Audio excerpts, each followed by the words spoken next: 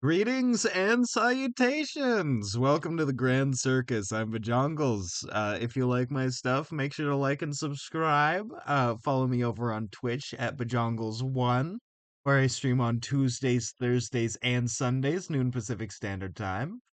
I would much appreciate a follow there. Speaking of follow, you can follow me over on my socials, both at Big1 username Bajongles on Bluesky and Tumblr.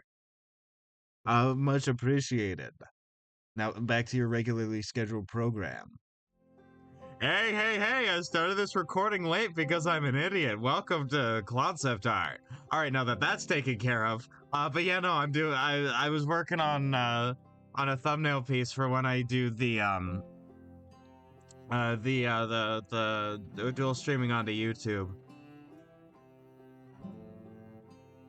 And this thumbnail will change as new parts of the game happen, but this is the one I'm working on for now. Laugh at user. Laugh at professional streamer.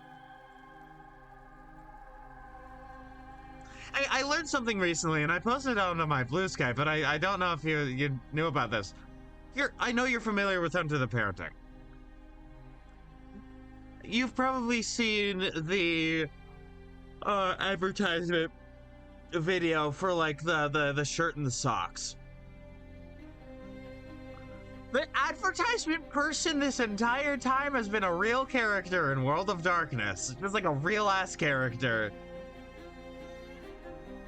Mike Dragon's Wrath is a black spiral dancer who has been given the title of legend, if you know what that means, can beat the shit out of basically anybody. Oh, congrats. I am too, I just don't pay. I'm on the free version, because I'm gonna pay once I have money. Same with Lysander and Coda. Turns out he's fucking scary. He's also on the board of directors for Pentex Security. Yeah. Ooh, I hate that he's showed up now. Because, Chekhov's funny werewolf. Well, let's actually get on to, Krita. Because I had it open, but it wasn't the tab I had on.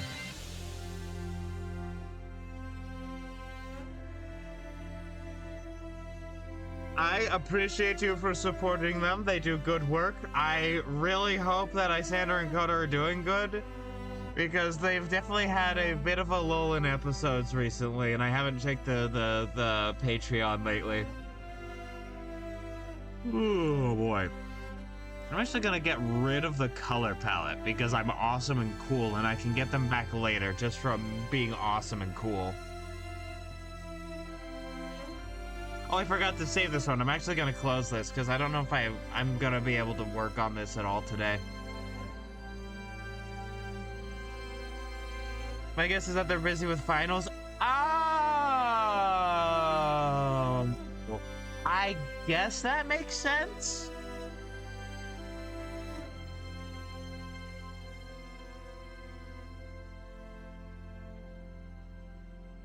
I don't know, like, what country they're in. I always assumed they were Canadian.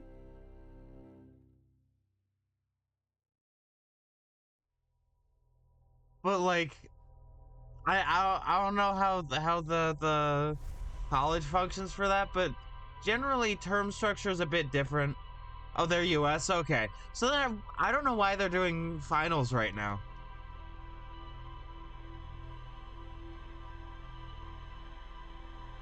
Oh, you know what it is? You know what it is?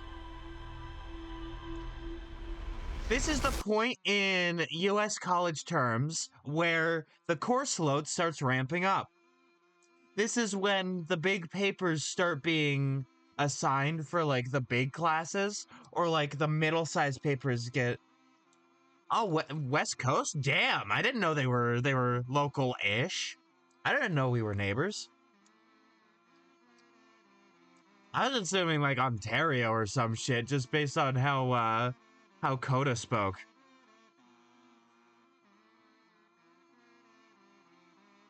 Like I don't know, it's something in the vowels. Although that could easily be California.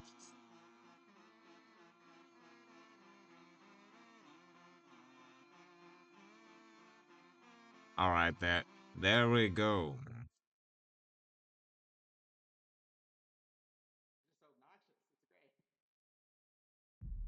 And get rid of you for now.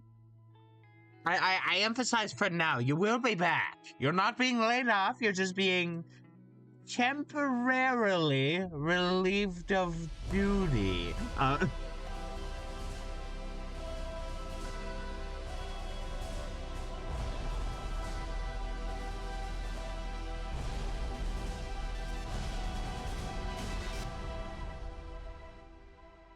Bam, there we go. But you know what they say? The West Coast is the best coast. And while the people of Minneapolis are really putting convincing counter arguments to that, I still believe it.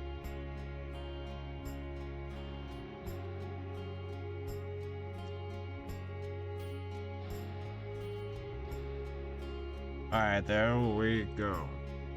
Apparently Iron Lung, and this is very exciting, has used the most fake blood out of any film. They've beaten that record. Which is very cool. I assume the previous record holder was like something like The Shining. I was like, here, have my mountains of fake blood.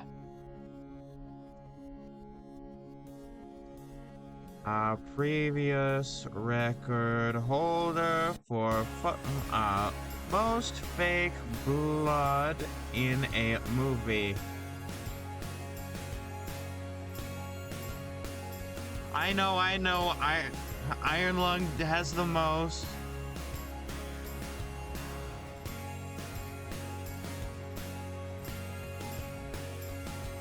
Before Iron Lung. No, I was wrong. Evil Dead 2013. Which I have not seen. But they... 190,000 liters. The P.O. box they received stuff from fans is in Tacoma. Oh.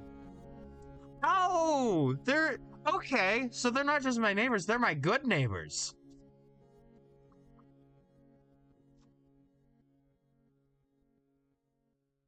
Yeah, no, Tacoma? Damn.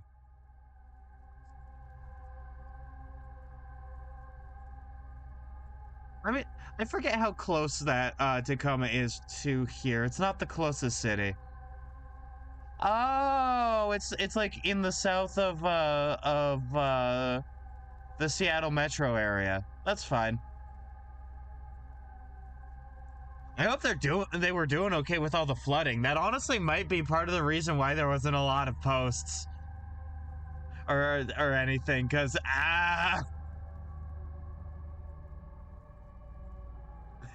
yeah.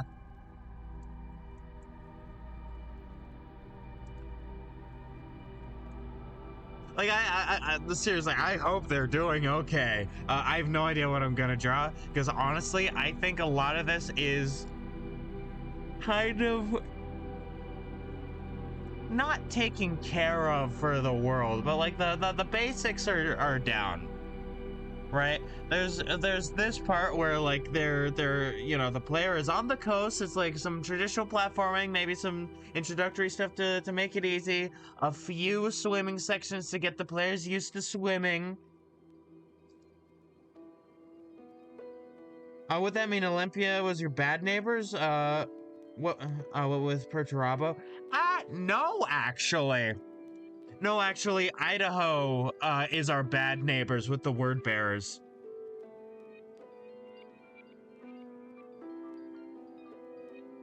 Yeah, no, the fucking word bearers are in Idaho. Utah is technically not our neighbor, but like that's their homeland. That's where is Prospero the word bearers?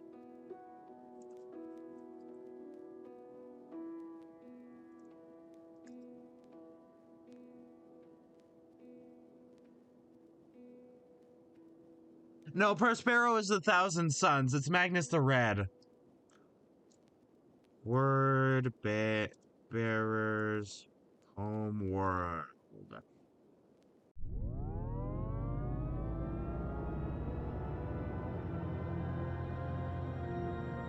Uh, Lorgar homeworld, home planet.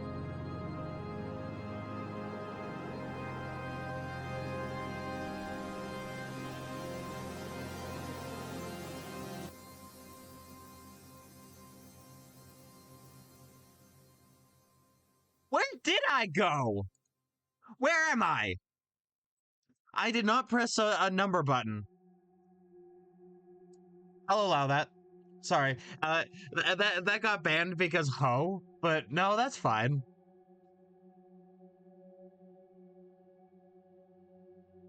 What am I saying? Let me fix that again because I forgot to save it last time. You're seeing behind the curtain. Wop wop wop wop wop wop wop wop. Wop wop wop wop wop wop wop wop.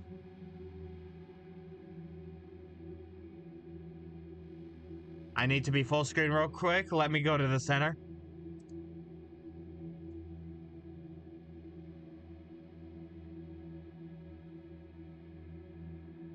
Then go to Bon.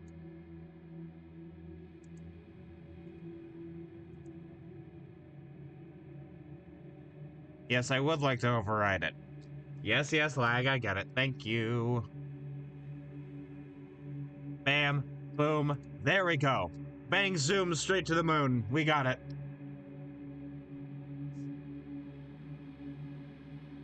Alright.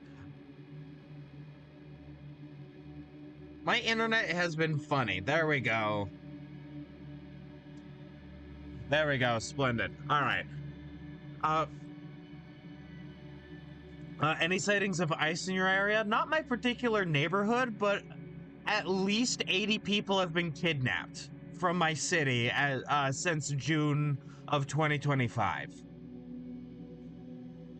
Most of the ice activity is in East Portland, which is close. I do consider them our neighbors still. And it's sort of just an extension of my home, so yes. A reminder of this administration has a morbid fascination with Portland. An outsized one, might I add, because the entire metro area, which has 47% of the state, barely reaches, like, it's not even 2 million people. Like, it's over 1 million, but less than 2 million in in the entire metro area. 600,000 people-ish in Portland proper. That's not a lot of people.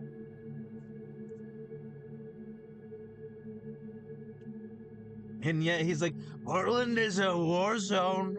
It's torn apart by these woke liberal socialists.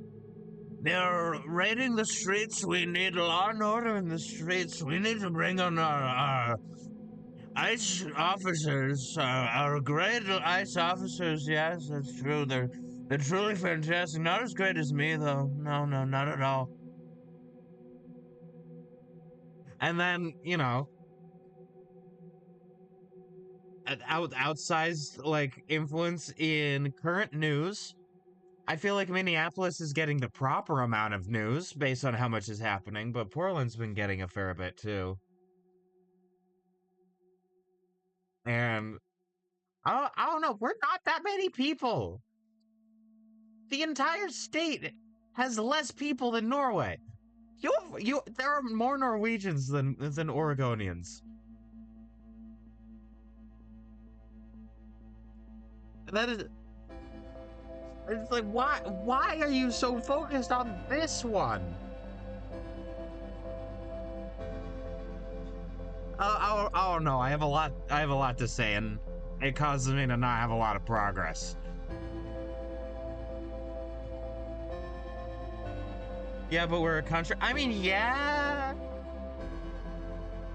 How things are going, we might become a country soon. I'm going to be honest, the United States is falling apart, and you've seen it, I've seen it, we've all seen it. There's increasing amounts of, like, economic, independency that's been built in this state because of the actions of the federal government. I feel like there's going to be a point where we realize, wait a minute, we're a country now. I mean, yeah. So does Portland, and it's the biggest one in the state. like the United States are called the United States because state is another name for a country, right? Like, what, we are 50 countries that are we are united, we are unionized underneath the federal government, and frankly, I hate the federal government. I've got the fucking Vegeta doing the song Piccolo, I must say it, I'm not a big fan of the government. Like, I like our state government well enough. I could actually call the office of my governor. No. I don't want to be a part of Canada. I want to be my own. I want to be my own nation. I want to be within. I want. Frankly, I don't have the asset, but next 4th of July, I'm gonna have a bunch of Cascadia flags up. Frankly, I think we should be our own nation. I think we should be our own nation. You know, uniting with maybe our best friend Washington, our little sister state Washington, and become close allies with the new California Republic. Not from Fallout. Like, frankly, like, honestly,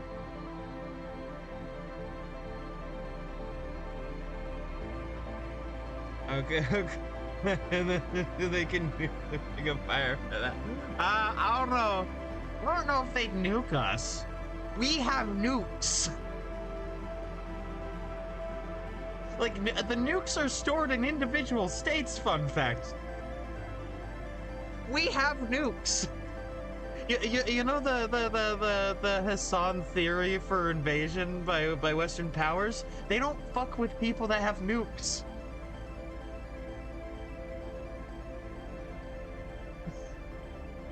And so, like, yeah, there'd be an issue, but, like, yeah. Like, if the West Coast states, like, left the Union, probably because the Union completely collapsed, we'd have nukes. Have you not played Project Wingman? No, I haven't. Tell me all about it, as I keep yapping. But yeah, no, so there's this, right? And then it goes down to, like, this.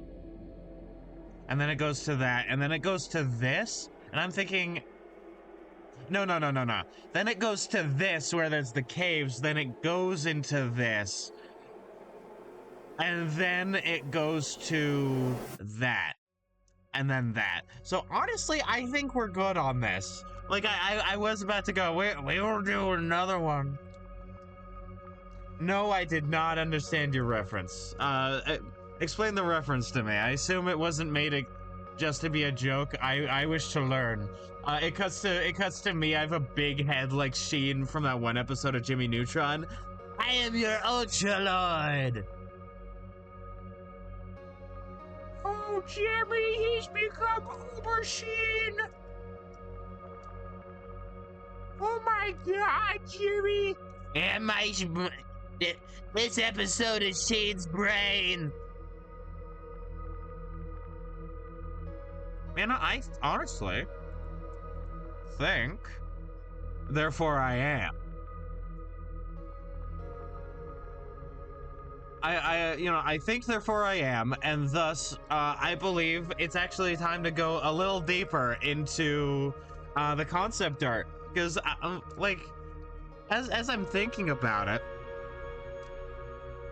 Oh, wait, no, there's one more thing we need to do, that can fill up this final funny little space.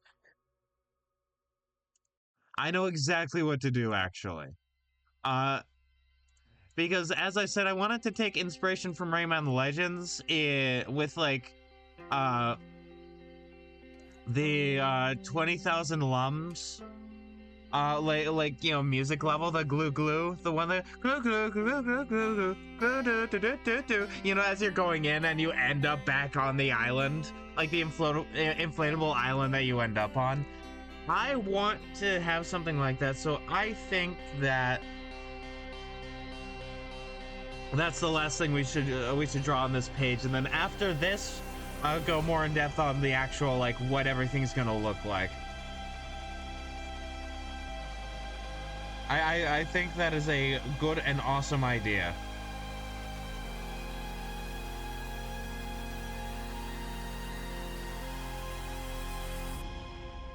All right. All right. Oh yeah. All right. Oh yeah. All right. Oh, Black Betty, Alabama lamb. Go, Black Betty, Alabama lamb. Black Betty had a child, Alabama lamb. Damn thing gone wild.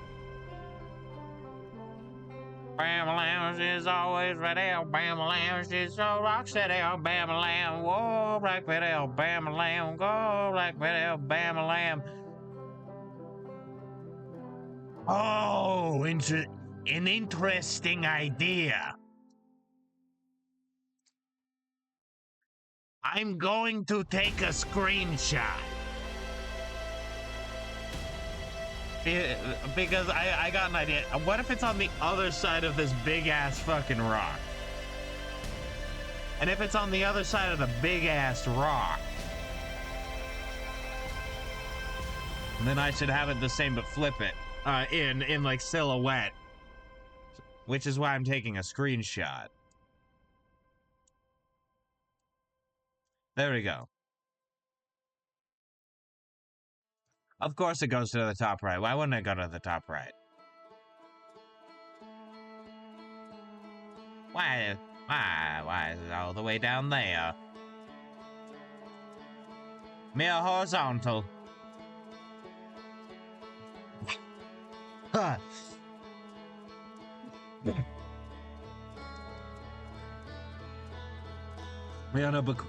Oh, never mind. I was about to say Bayana bequeath me. But you have already bequeathed me. Okay, so you play as a mute mercenary, an ace fighter pilot with no blood in his veins. His hired by the Cascadian Independence Movement to help them secede from the post-apocalyptic UN. And halfway through the game, the enemy UN ace fighter pilot with no blood in his veins, who's actually from Cascadia, originally drops a nuke on the biggest city in Cascadia, as a burnt field. Oh, like a scorch the earth tactic. Oh, I see. And this basically blows up the ring of fire and restarts the apocalypse. Oh, that's good to know. Fuck you, all of Canada, Alaska, Siberia, Japan, Philippines, I believe.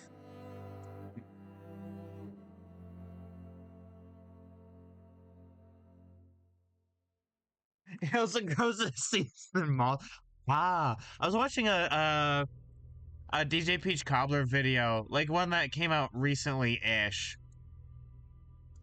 And it was talking about a book by, to put it lightly, one of the biggest assholes in the Texas Rangers before they were disbanded. And the entire book was him explaining, "Oh, I simply had to hang all these random Mexican people. I simply had to. I mean, come on. You wouldn't?"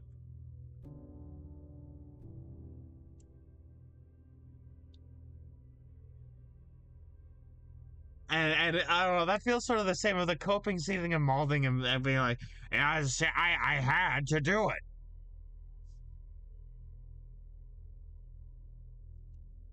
At one point, you engage the entirety of the UN's Air Force over the straits between Alaska and Russia. Oh, yeah, the Bering Sea.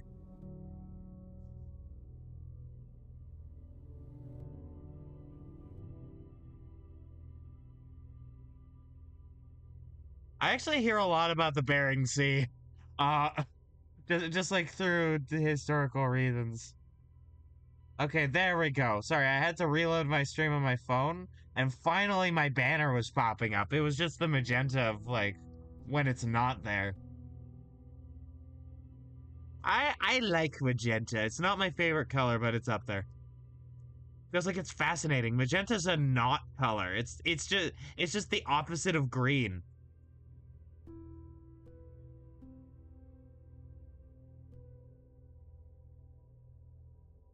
How do you bear to see it? Ha ha, ha ha, ha ha. I start laughing harder and harder. It's revealed that uh, I've been in contact with Joker's gas. Uh, I die on stream with a big smile on my face.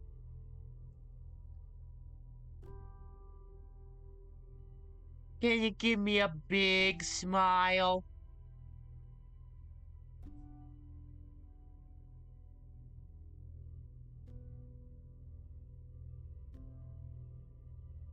Hey, Mr. J, why do all my comic writers make me have a fart fetish? I don't know, Harley. I'm scared.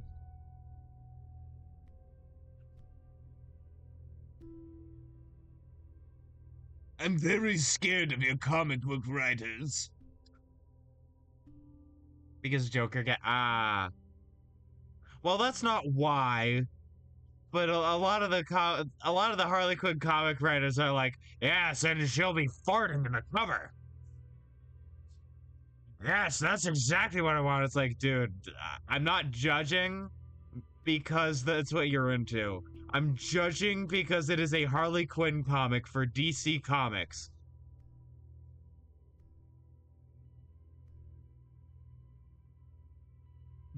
Like, man.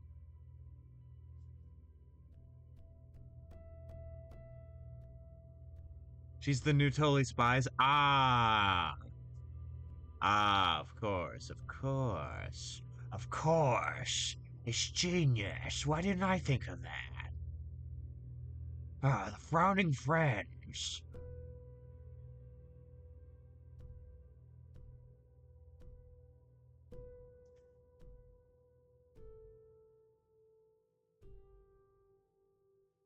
Alright, now am I going to do this? Okay, so if the light was going this way, then... Or if the light was going this way, then I gotta keep that in mind. So light is coming from this way.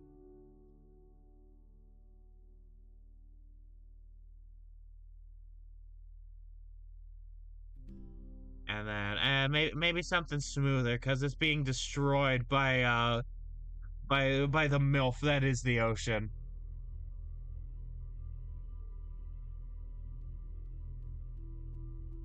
No, I will not elaborate what I mean because I don't know.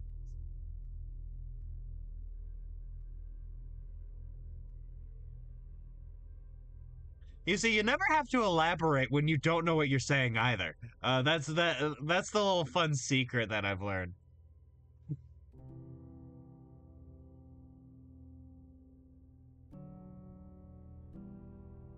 Alright, there we go.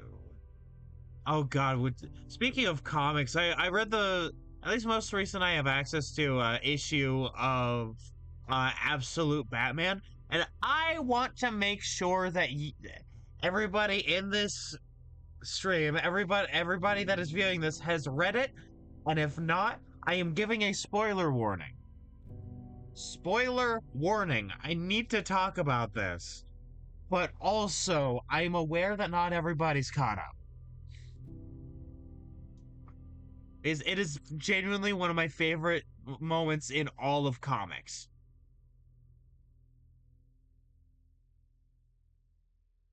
All right, that I feel that is a sufficient spoiler warning. So there's a bit in the most recent issue of Absolute Batman where Diana, Wonder Woman, is helping Batman try and cure Batman's best friend, also known as Oswald Copperpot, of like the horrible like transformation that was given to him by Bane and the scientist at Arkham. And so they go to this other realm TM, right? And so they have a night to camp and rest, and then they have to challenge like the god, basically the god of the realm. And during that, when Bruce is sleeping, Diana puts 2 coins on his eyelids, like the sort of the payment for Charon.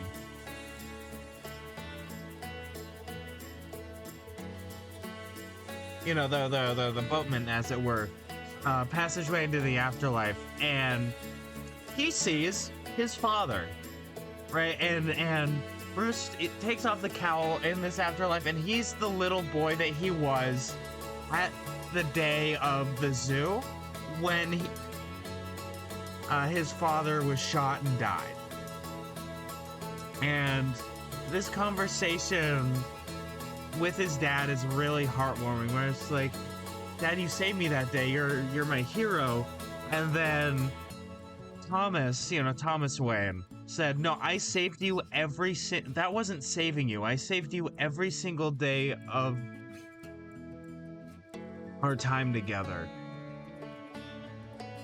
right? I guided him on the right path, and it's like that is very sweet, because Batman is like, you saved me, I just hurt everybody around me, right? Like all of his friends are horribly mutated or mutilated or both not because of Batman, but it was them because it was Batman. Yeah, because he was Batman.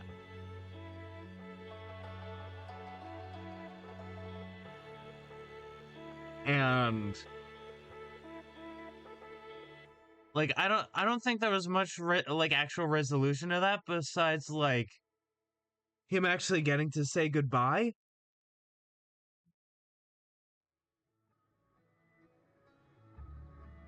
But like that was one of my favorite moments in comics. Makes me really realize what I love about storytelling.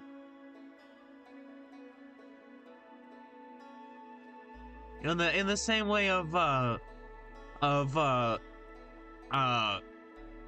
Martha Kent, like in the Absolute Universe, having horrible dementia and dying from it, but in her last moments of lucidity, which is a thing that's been known to happen, she makes the blue Superman suit.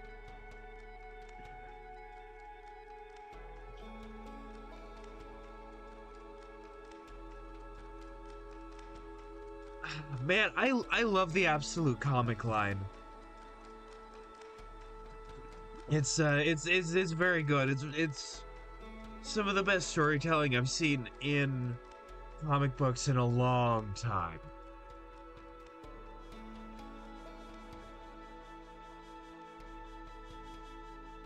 Ugh. It really feels like the characters actually matter in a very nice way.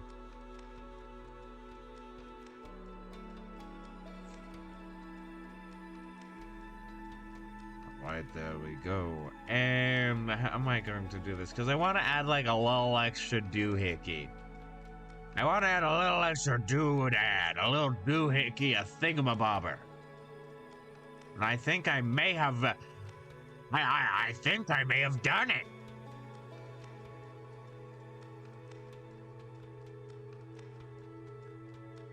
Hip hip hooray to me.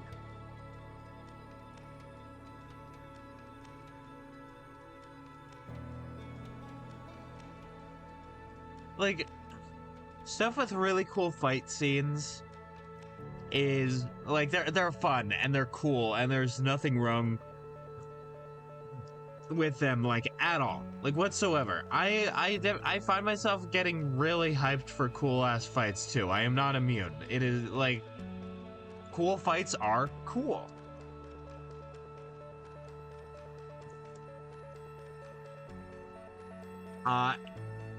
Right, but I find that it's really the characters and the stories that they like, the stories that they're able to tell with those characters interacting with one another, that and like that deep soul that you can put into that is like, that is what I enjoy in stories.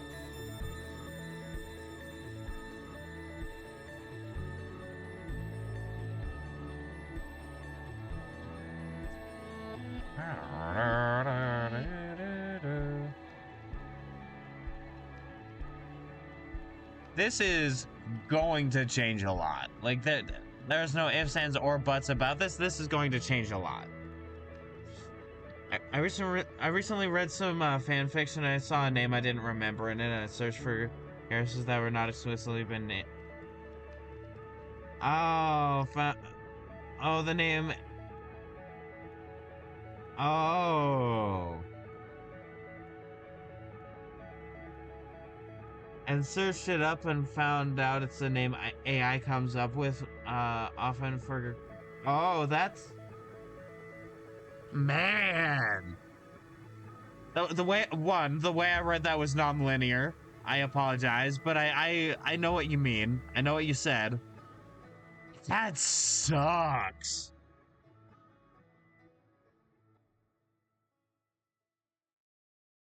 Eris Thorn is like a common name that AI uses.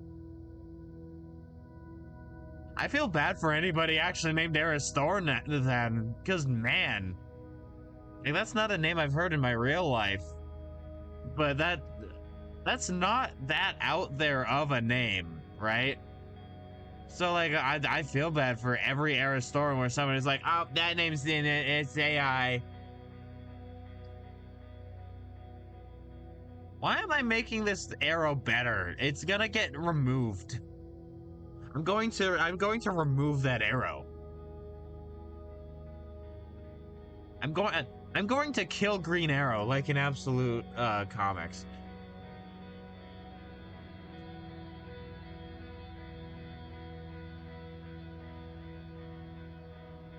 AI is getting just good enough to like actually fool people now, and that really scares me. Like, you weren't explicitly saying that, but like the fact that you had to do research to tell, like, oh, AI.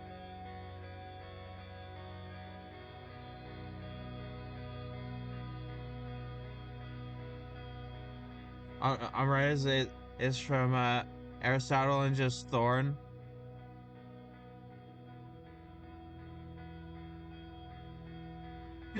My name is Einstein Sharp.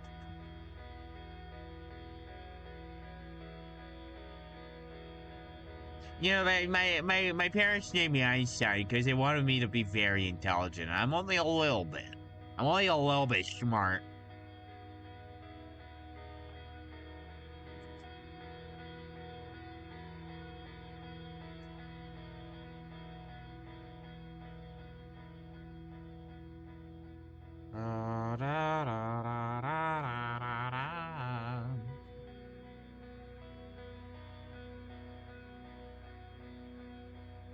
The tops here are just going to be very basic. You know, you don't need to put a lot into your tops, so they usually put a lot into you.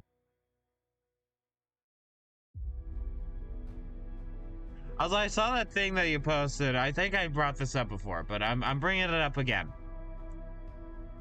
A lot of people are gay, but not a lot of people are actually queer, so they associate top and bottom with a gender dichotomy. It's like, yeah, no. Top and bottom just means the roles in sexual intercourse.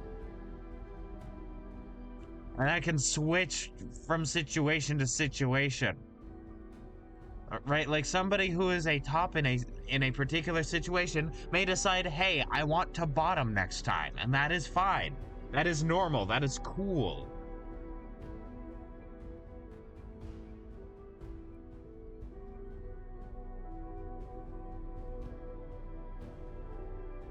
Some people have the vibes of one or the other more often than not, but that's the same way that somebody has the vibes of, like, I don't know, a One Piece fan. It's just, or somebody that likes playing D&D more than other tabletops. I don't know. It's just like, okay, cool, yeah, that's what they like to do more often than not, and you can kind of tell, because, yeah.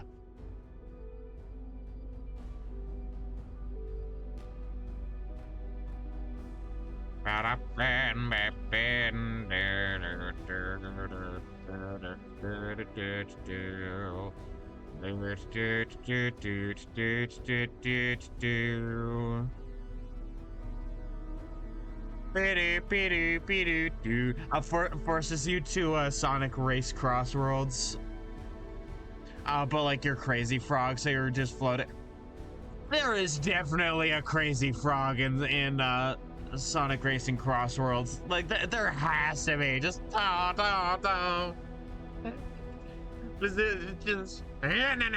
just floating in the air, dick flapping in the wind. I don't know.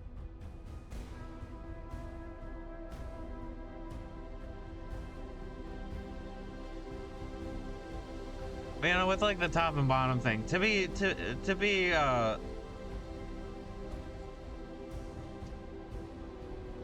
I'm hoping the writer just used AI research.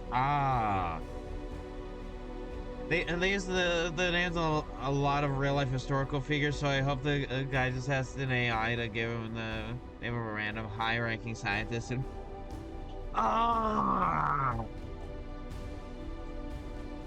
I would have just gone to the to like Wikipedia or something. Oh no. You know what I would have done? You know what I would have done? Because I don't usually like doing like real names of people if I can help it. I'm not J.K. Rowling. I don't like going to a graveyard and going, yes, Rubius Hagrid. That's a name I'll use for my children's book. No, I like going to fantasy name generators where the lady who runs it is carefully curating the names.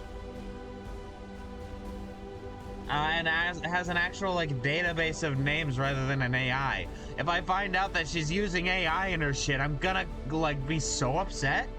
I'm not gonna do anything. I'm just gonna stop using it, I guess. But like, I'll be pissed.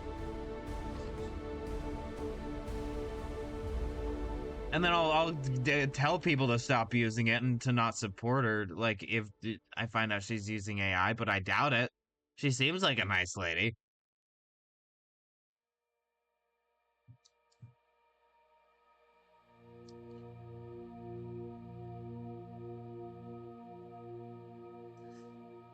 And that's part of the reason, besides just like, that does not fly in an academic,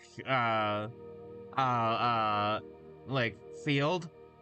Why I do not use AI for any step of the writing process, including the research.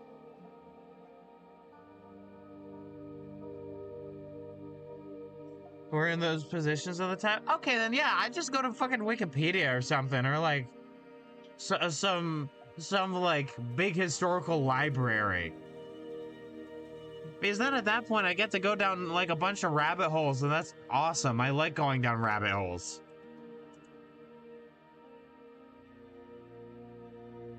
On one hand, don't take that out of context. On the other hand, it's really funny if you take that out of context.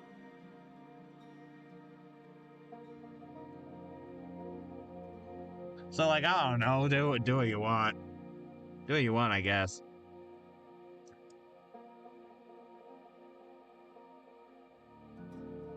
I don't know, Norway's a free country. You live there.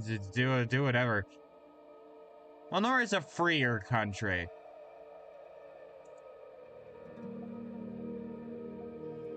Yeah, the freer is important.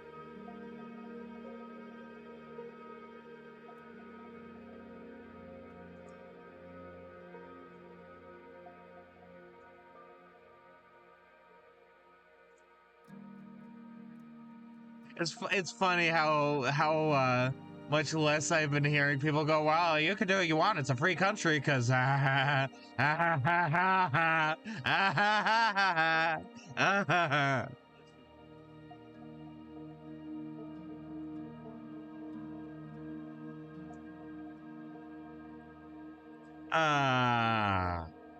we must fight to make it free once again.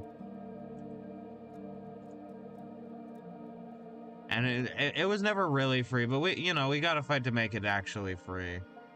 That's how this works.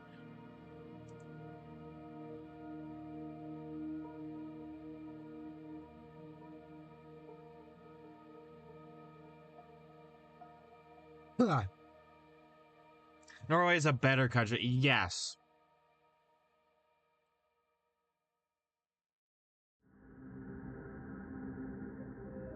Hopefully one day, Oregon and maybe Cascadia, touches the tips of my fingers together. Come on. Come on, Washington, join us. We can go it alone without you, but I'd rather not.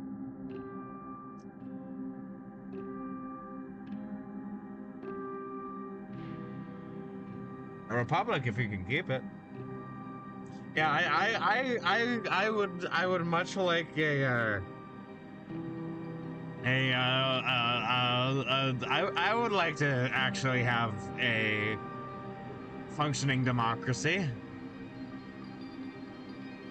One with a bunch of socialist reforms baked deep into the system of the country, so that it can't just be undone like the New Deal was slowly over time, and all the mistakes that have led, or not mistakes, but all the systematic loopholes that were put into place that led to this point in U.S. history to be rectified. Yeah, that'd be nice.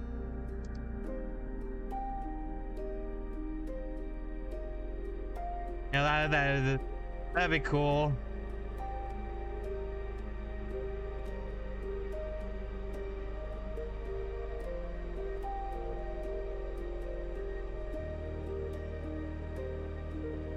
To the rainy valley of Bergen.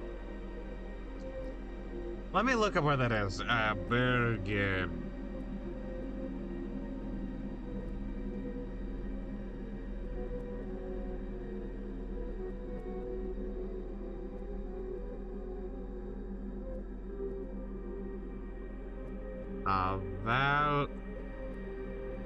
A valley of Bergen.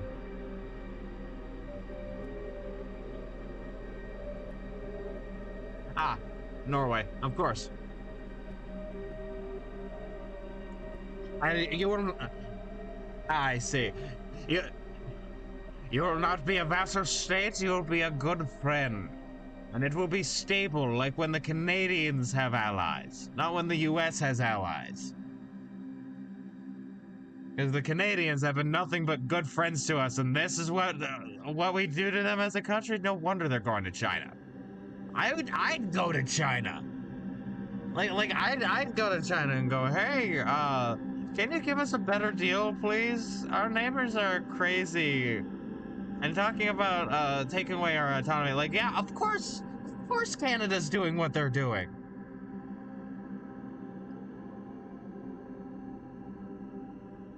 Like, yeah, I would do the same.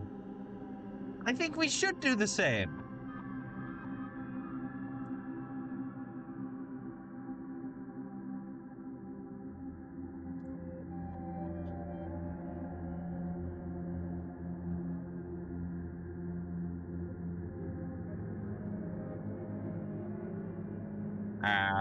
Mirror horizontal. There we go, mirror horizontal. And then I can paste. Move you up once again. Copy you once again. Mirror horizontal again.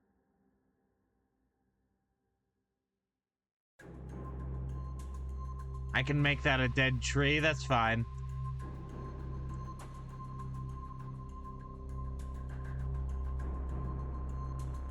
Makes it all way higher to sort of hide the copying a little bit. Thank you, Nightbot. As our newest vassal, we better not be a vassal. We better be a mutual trade partner and ally. I don't want to be under anybody, please. I swear to God.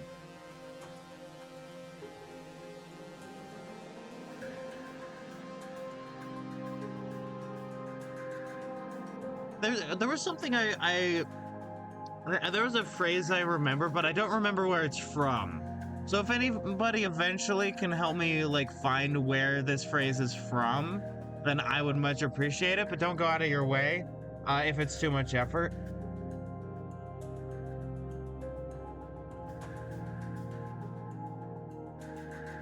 Oh, what did I just say about topping and bottoming? That it's about it's about the given situation and not like defined roles.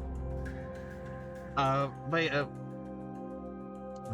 no, like if somebody could find me this phrase where it's like the first people colonized by an empire is its own, or something along those lines. Like I remember hearing something like that, but I don't remember from where. And it's like, yeah, no, that feels true. As they expand influence, they continue to colonize, and then a large part becomes the imperial core. And then, you know,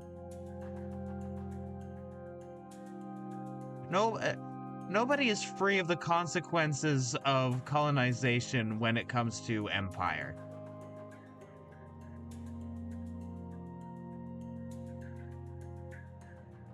That's why things get shit when, like, the outward colonies start, like, shirking off the influence of the empire. Is because, like, the fringes literally go inward, right?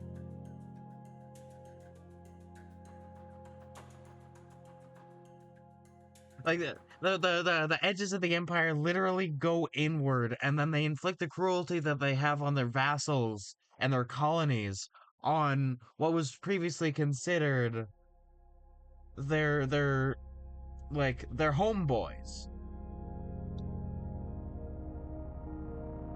Well, not their homeboys, but I'm forgetting the word, so I'm calling them homeboys.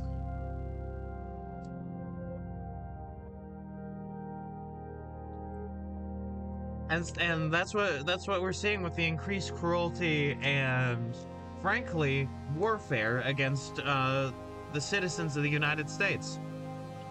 Is that the cruelty is going inwards as the circle naturally shrinks. This happens every time with Empire.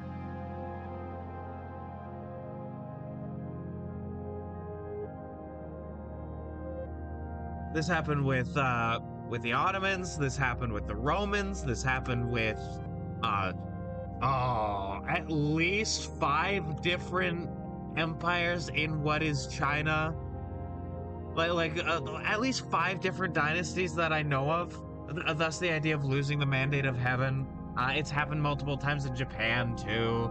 That I know of. The Danes.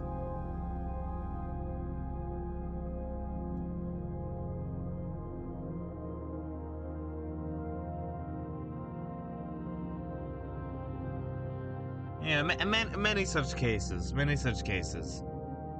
I'm going to add some really tiny rock bullshit. And I add little specks. Little funny, little tiny specks.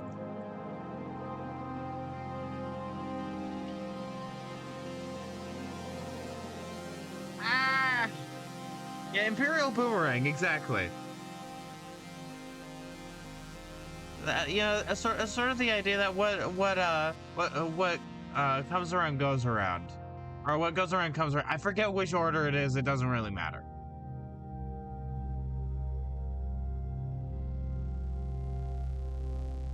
And that is happening to the United States.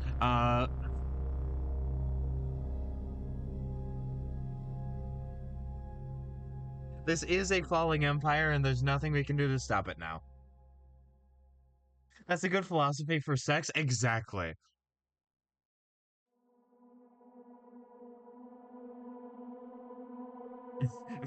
Consider me the sex philosopher.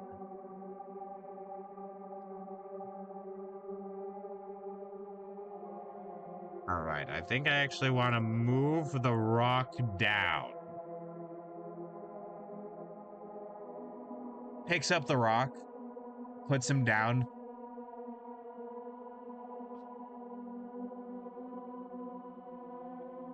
God, that's one of my favorite jokes. Like, I did not create it. I believe Clockwork Stephanie created it, but it's the idea that a euphemism for uh uh you know, putting your pet to death because they are suffering too much, and it's either death or a torturous existence until they die otherwise, is putting down. You know, you put a dog down. I held a cat in my hands or in my arms as she was being put down. Right, like that's sort of the phrase of it. So picks him up, puts him down.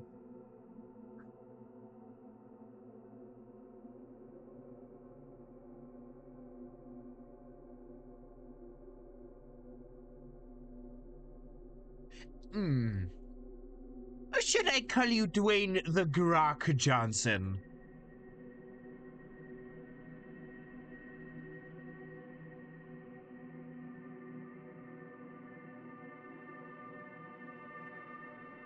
This doesn't actually have to match up with the levels. It's just like, hey, look, remember the time?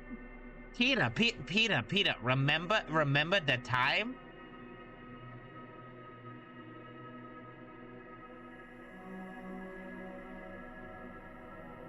And maybe some little bits of rock.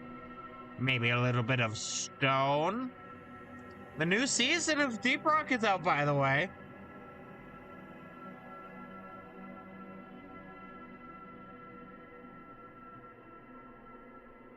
Remember the member berries? Those were the times. I remember. Deep Rock Galactic, did you update? You've already updated. Sick. Thank you for telling me that Warhammer 40,000 Rogue Trader is on sale.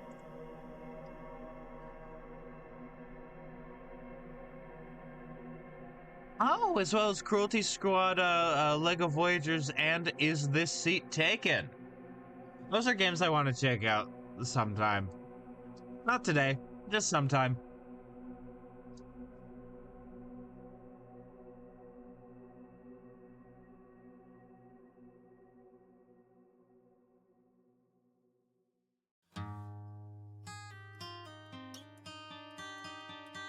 Just create a little guy.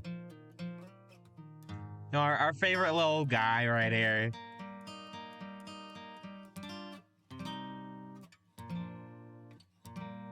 Look at him. He's our little guy.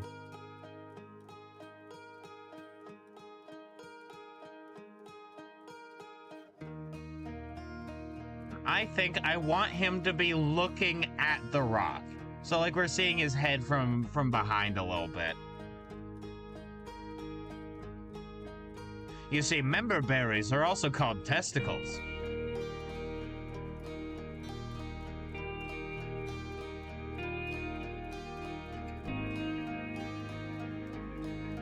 I think I want to keep like the snorkels on him just to show like, oh, hey, yeah, he just came out of the water.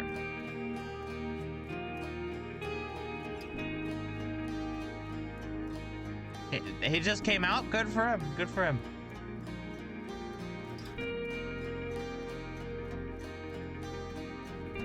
Yeah. There we go. Isn't that the cousin of Hercules? No. Testicules is one of the first Primaris Marines, and was betrayed by his former brother-in-arms who turned to Chaos Scroticus.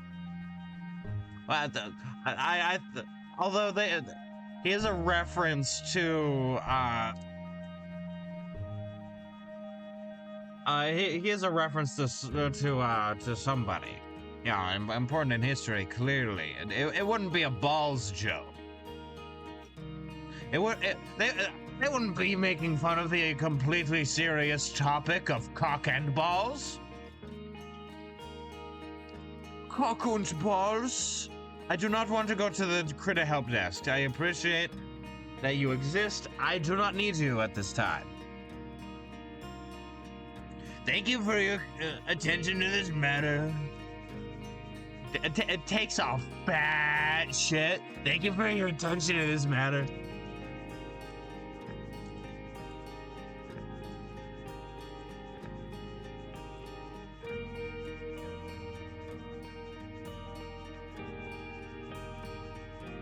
All right, Pen Rough. Man, I can't believe I'm drawing Penn Island. Yes, yeah. No, you were thinking of Sagandis.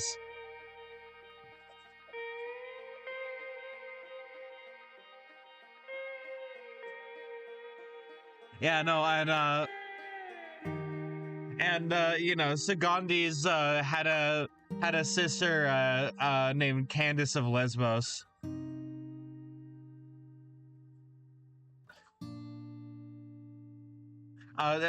Of course, she moved there. She wasn't born of Lesbos.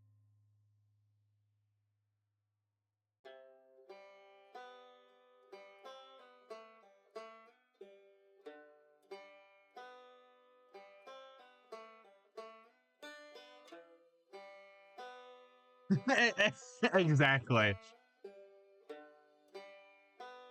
You know, because it's the 15th island. It's actually known as Pen 15.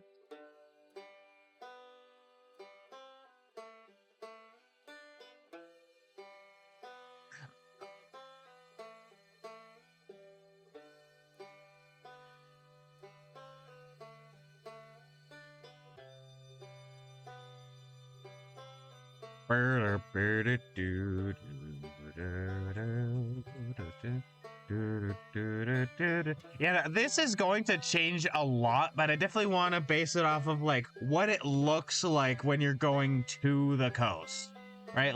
Of like the Pacific Northwest, because a lot of the nature, like I said, I want to base off of home.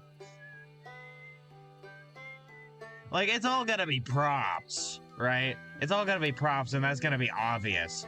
But I want it to look right.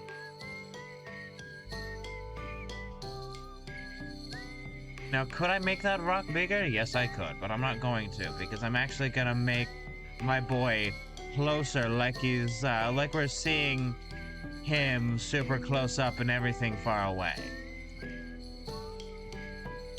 I still might make the rock bigger, actually, but what I said I would do still stands.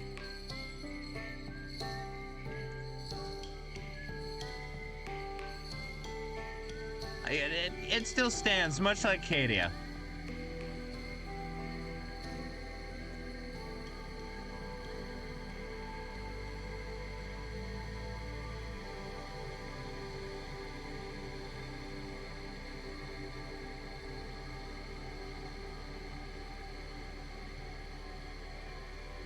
There we go.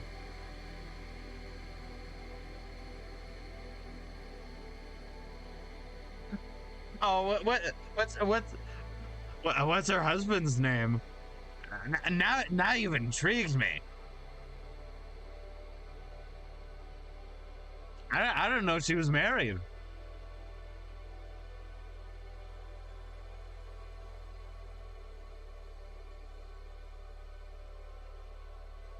Now that reminds me, absolute fucking best joke in the friend group. Uh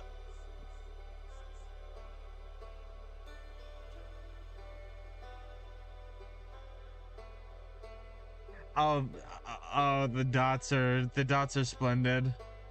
The dots are splendid. We enjoy it. We enjoy the ellipses.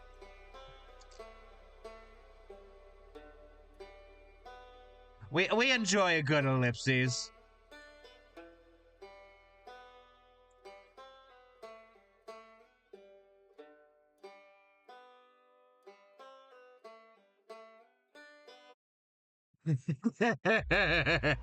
A gaze of judgment.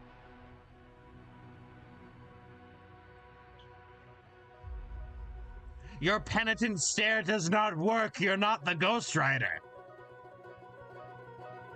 No, I haven't. I've never had the chance to watch The Life of Brian.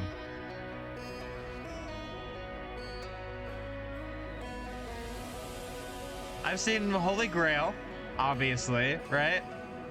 I've seen a few of the like the comedy shorts like they did, like Mr. Creosote, the food critic guy that explodes.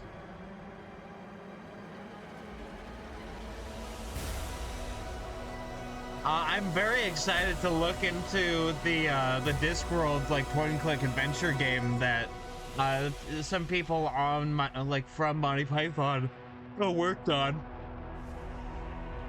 Can we be honest? Monty Python and Discworld like work perfectly together. It's probably the same sort of like cultural humor. Get out of here, Tufted Puffin.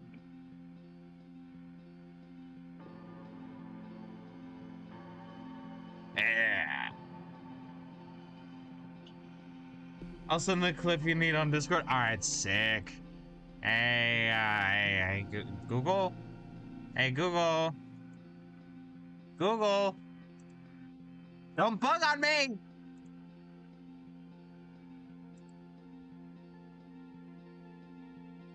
There we go. Oh! Oh, that's her husband. I've seen this clip. Or not this whole clip, but...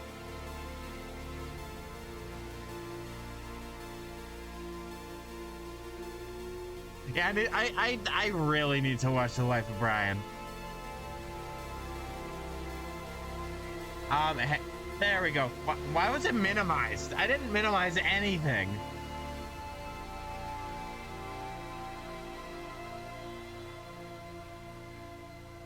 Oh boy. Professional streamer.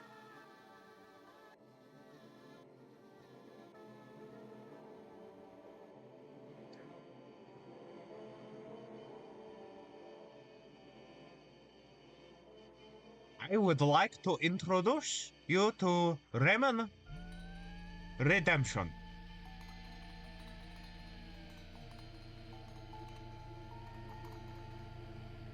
I was trying to figure out how to do Raimani's accent because like I'm not great at doing I'm not great at doing many accents. That's something I'm practicing, but especially Finnish.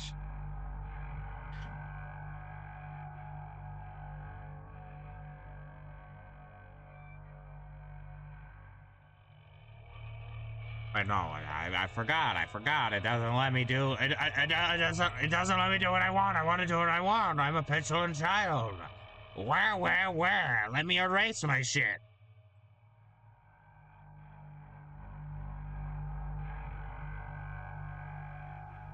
Because God, I need to watch The Life of Brian.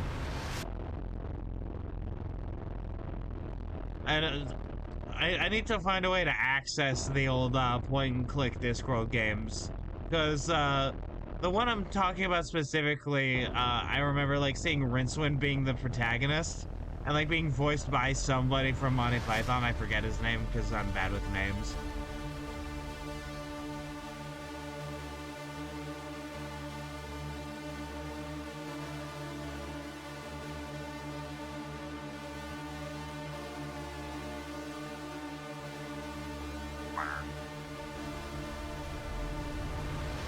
Is not a messiah. He's a very naughty boy. He is the messiah.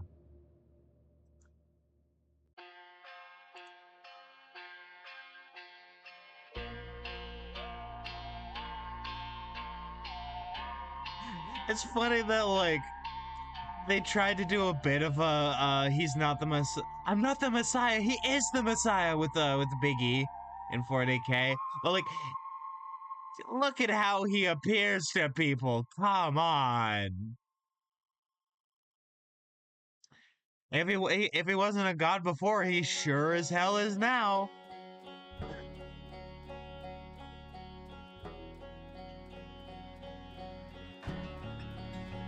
Oh, that one.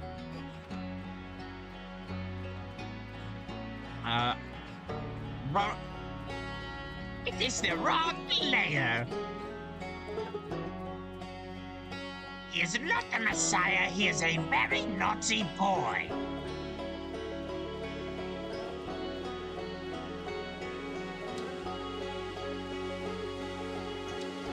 He's very naughty and filthy.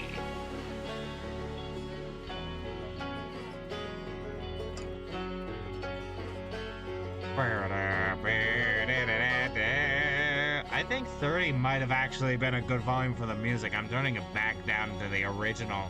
Maybe I had the right idea the entire time.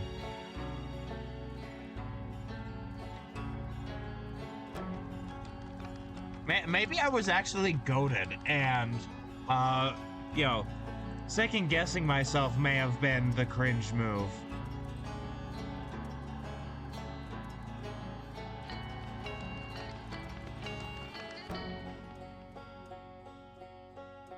The fucking SpongeBob and Squidward, that's a bit cringe.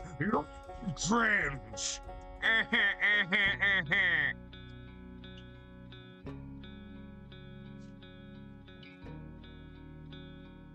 And let me take a sip of water real quick.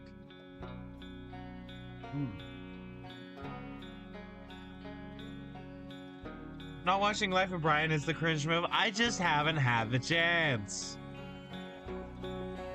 I will later. Today I'm already gonna be watching Iron Lung. Fun fact, you can tie the game easily back to tuberculosis, Hank Green. Because it's named after Iron Lung.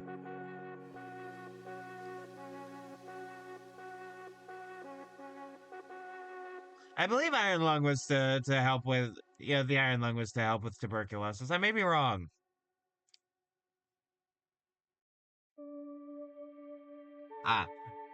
No, exactly. Polio, the other disease. The other disease that's coming back in Texas.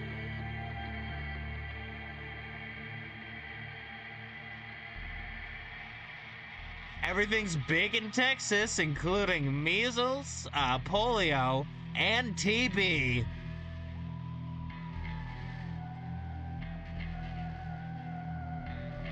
You know, it's almost like a lot of the decent people from Texas are moving to places like here in Oregon.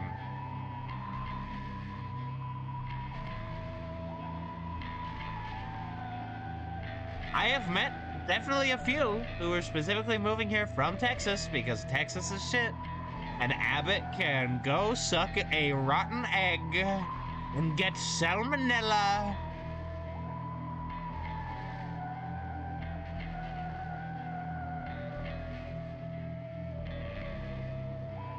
do not believe he should have any power over anybody ever.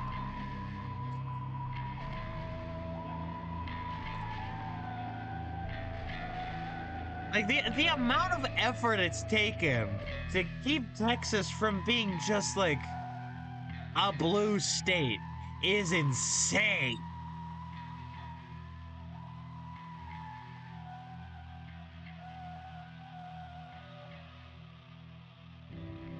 Like, we all know it. We all know it happens. Like, it's literally, like, everybody knows it happens.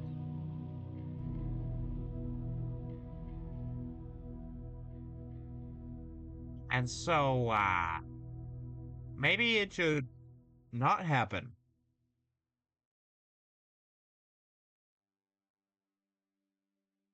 I don't know, maybe gerrymandering should become illegal.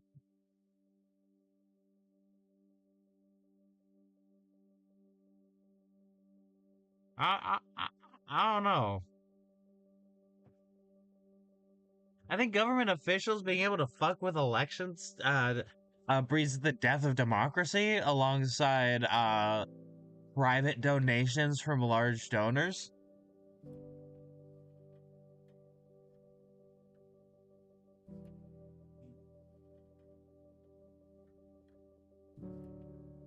Oh, let me reload my stream. There we go.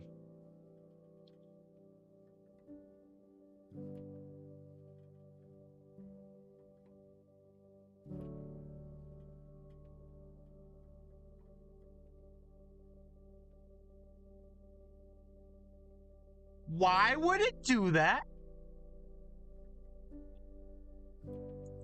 I'm gonna deny that, but I know what you said. Everything is bigger in Texas. Oh, wait, no! Wait, no, it was 1G. But still, it caught it. Everything is burger in Texas.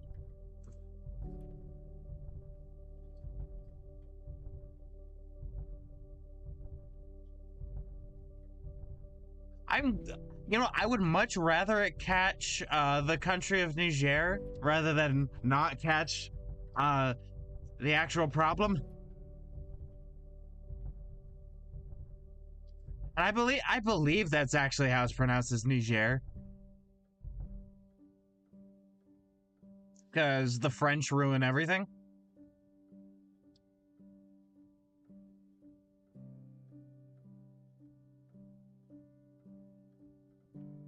Okay, this one I just kind of fucked up.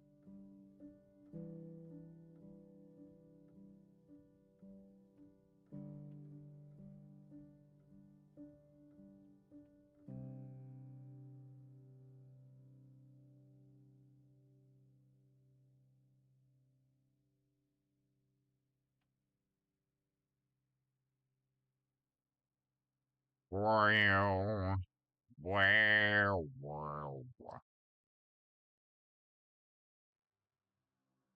All right, there we go. And whop.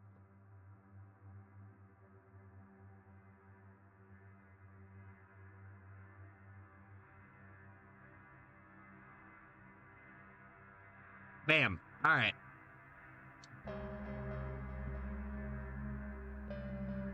I actually think this line should be much fainter because it's a path.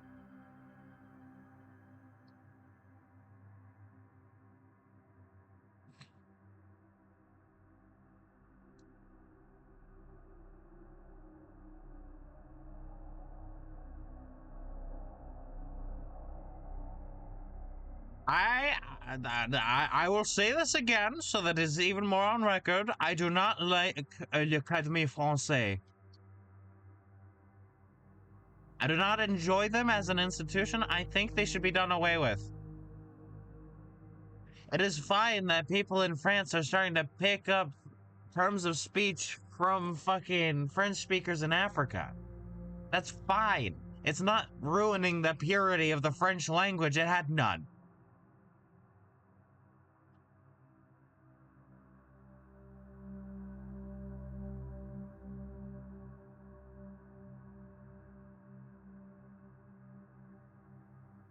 There is no purity in the French language. I know the vague history of how that language came to be. It's just as messy as English.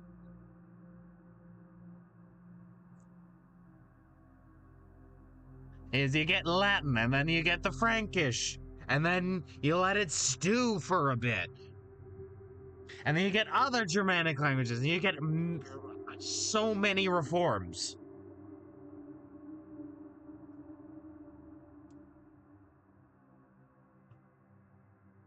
Oh, and I forgot. No. Incorrect. Let me start over. So first, you take the Gallic languages.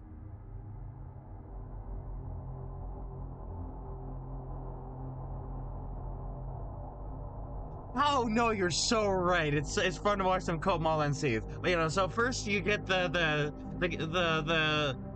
Gallic Celt languages, and then they mix in with the Roman Latin that comes in, making their particular version of Vulgar Latin. Then the Franks come in and add their bit on top of that, and then like a long time of reform.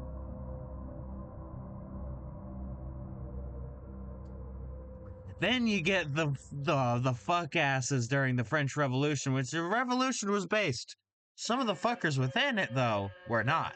And we're talking about some of the fuckers who weren't based, like the same people that tried to make the new calendar. You know, that really bad calendar that nobody decided on and never ended up adopting because it was bad.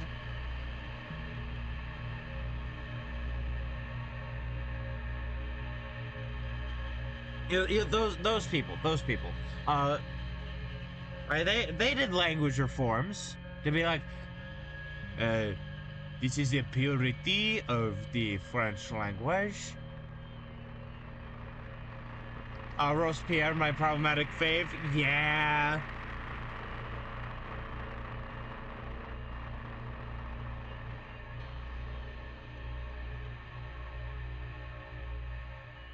Yeah, Robespierre, my problematic fave. He was a little cunty boy. He you know, for a guy, he sure did breast boobly down the stairs, I will say. And then he guillotined a lot of people. But also, he was just kind of a person. Like, that's something people forget when they're like, this is an evil Robespierre. He was a guy. Right? He was a guy that had interests in and had good qualities about him. He just also guillotined a lot of people, and a lot of what we assume of him was a smear campaign, but not everything, and it's important to say not everything. He did do some of that stuff. Like, in reality, he did act, that was real.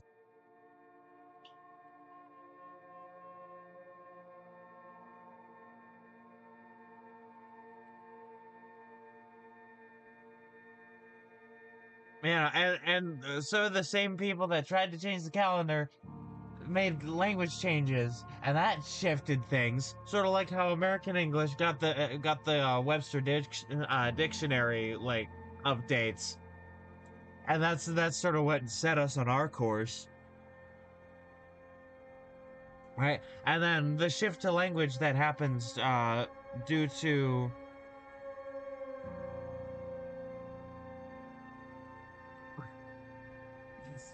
oh, that's really funny. Oh fuck, that's funny.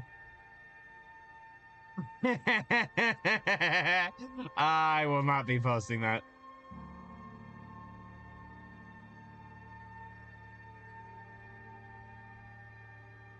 That we need to remember that anyone can become a villain. Exactly. Oh no. My friend posted some funny art of my Chainsaw Man game character, and I will not be posting it, but it is very good.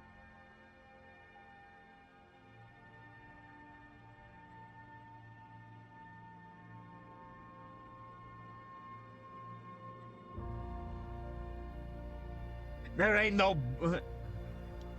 booth that I can't smoke. The evil booth that kills you. It's me, the smoking devil.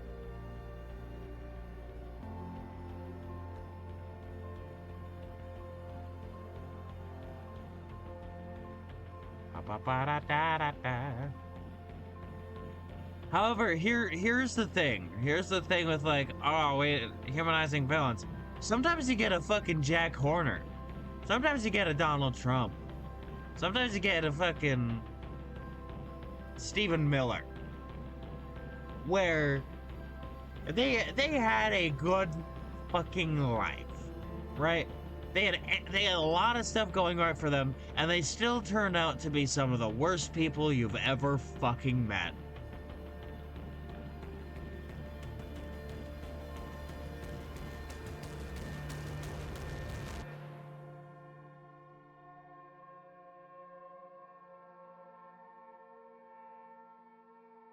Sometimes you get a JoJo, yeah, exactly. Sometimes you get a fucking Dio.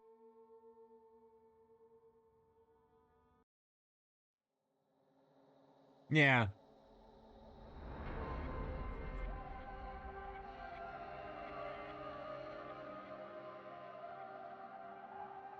And the delay on the stream was bad. I saw the response of you saying that come in before, you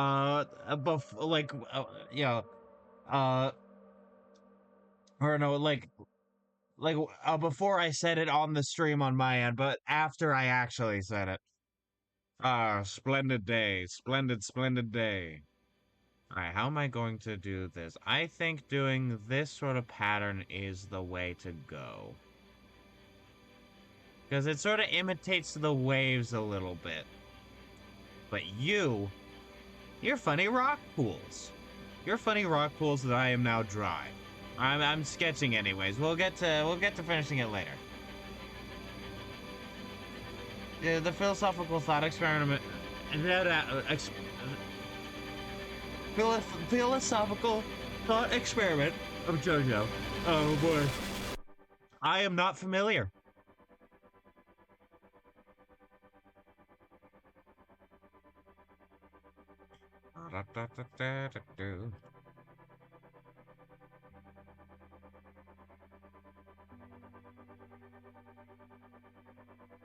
And now I know my friend is watching the stream because like Jack Horner isn't real.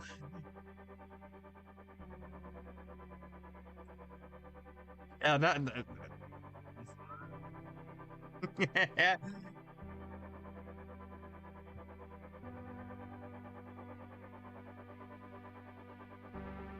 A TED Ed video I learned it from. It's like 5 minutes. Oh, I see. Of course. I have not watched a TED Ed video in a long time. Nothing wrong with them. I just they haven't interested me in a bit. Like there's some that I go back to.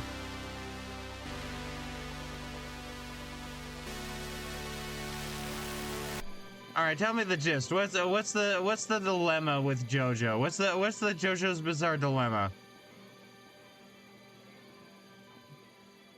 What is the philosophical issue that they are trying to solve with JoJo's Bizarre Adventure?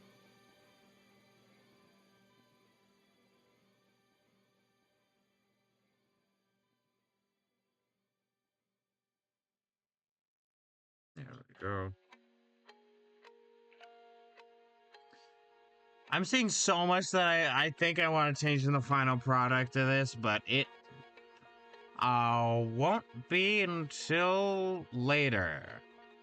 Because frankly, I don't care. Frankly, my dear, I'm a chill guy who don't give a fuck. Oh god, that reminds me. I found the original art from the original artist, like on Tumblr, of the chill guy who don't give a fuck.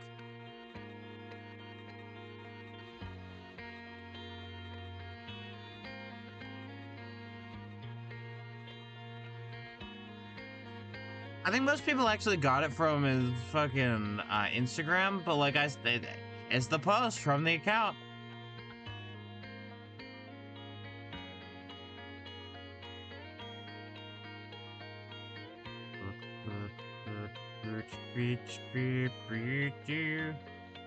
I could do multiple different kinds of trees, but at this point, it is the fucking concept thing. It does not matter.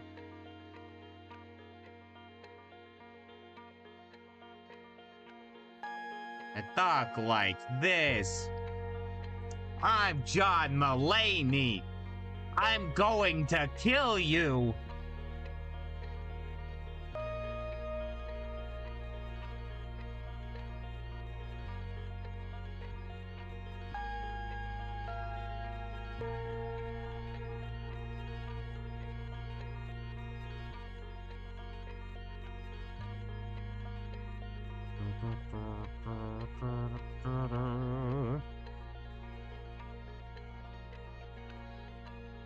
Did you send the JoJo's Bizarre Dilemma? You did. I was gonna ask you to explain it, because frankly, I'm gonna wait to watch that because I'm working on art. But I'll watch it. I'll watch it later.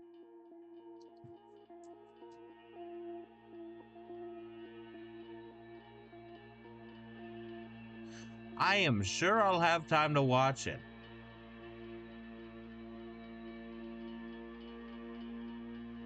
At this point, with this amount of progress, I know I'm not gonna finish this today, and that is fine.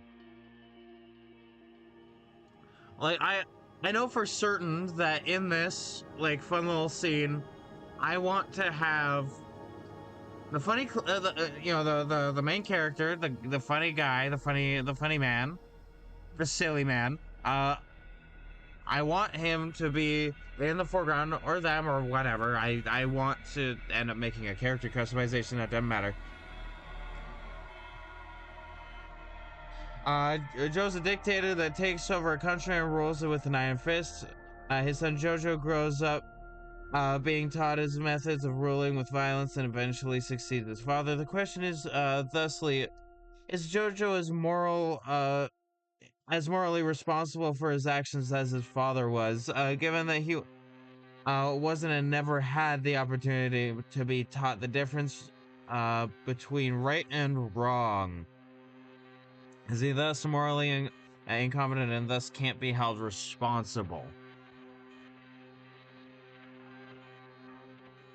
Here's my thought on it. Here's my thought on it. So, to a certain extent, nurture plays a large part in people's development. That is not something I am willing to debate with people.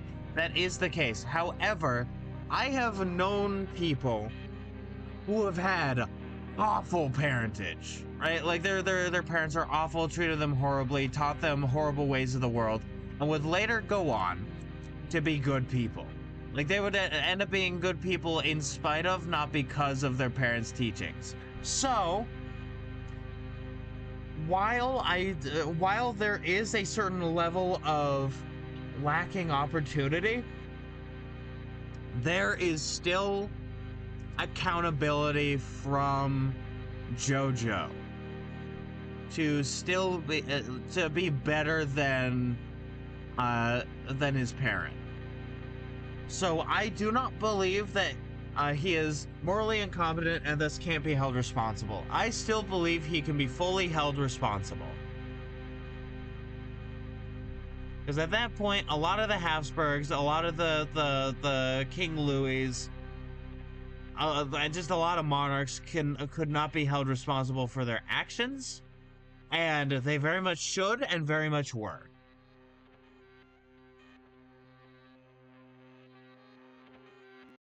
Oh, Trump is senile and thus isn't really in power for anything. Should he be held accountable? Yes.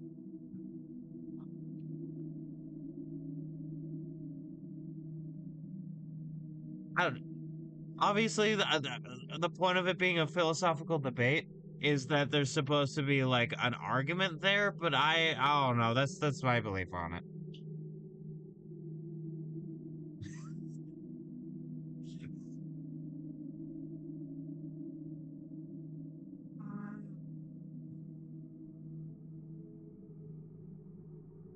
Oh God.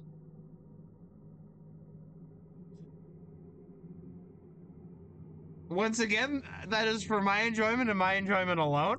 Uh, I am a greedy little bitch. That is for my enjoyment. You touch my little peons, and you do not deserve the funny.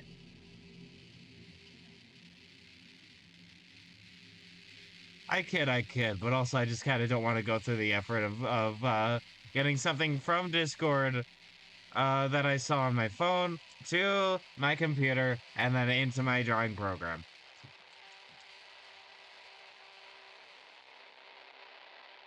But that's my thoughts on it. Is that yes, he can still be held fully responsible for his actions. Uh, his parentage, like you know how he was raised, what he was taught, how the world he grew up in, is a way to explain his behavior, not excuse it.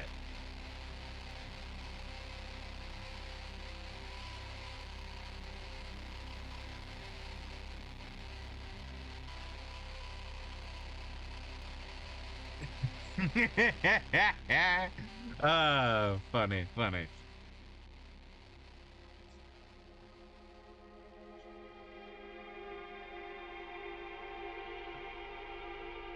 Uh, I don't know how much the person who it came up with that dilemma, uh, like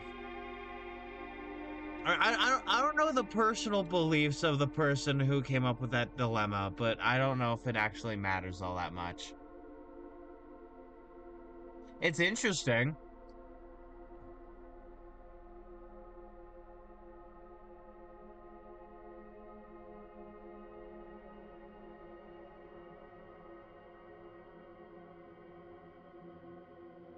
Oh no, a shitty ass Wall Street Wall Street ass mogul has a shit ass son. Is the shit ass son responsible for being a fat fucking chud? No. I mean yes.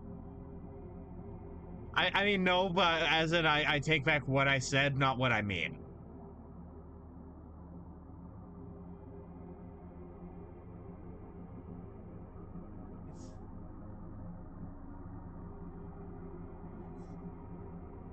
Oh god.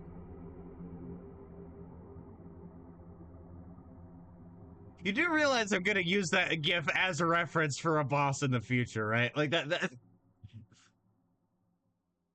Cup Homer.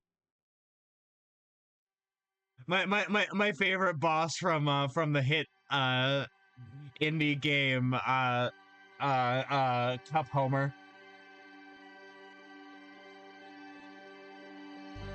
Cup Homer and Marge Man. They go on an adventure to get their souls back from Bart. No, from Mr. Smithers. Uh no, Smithers would be King Dice, Burns would be Satan in the case of Cuphead.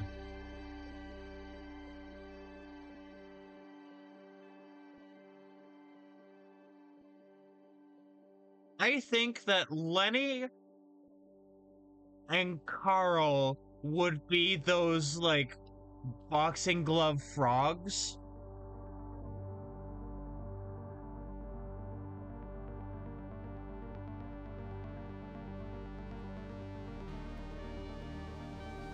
I don't know about anyone else, but I'm pretty certain about that. I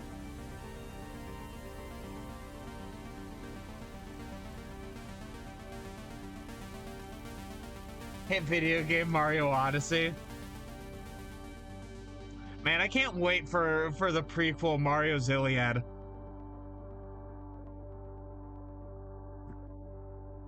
You know, where Mario goes to war against the Koopa Kingdom. Mourns the death of Luigi.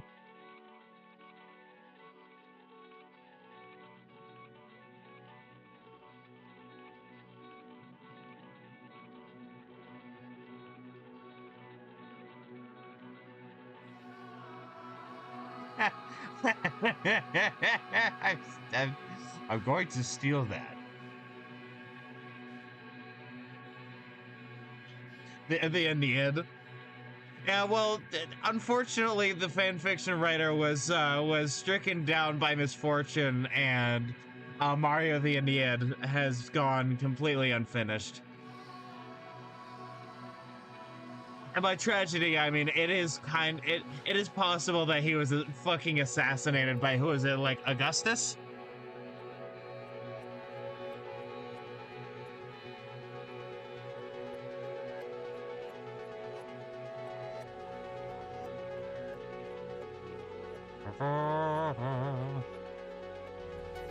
More trees.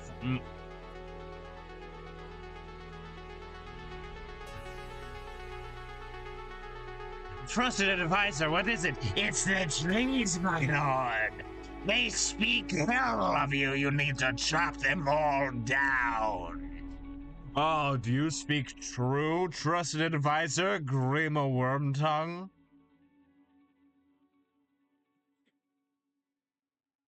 That's true, my lord, and that's not my name. My name is Ervil McNasty.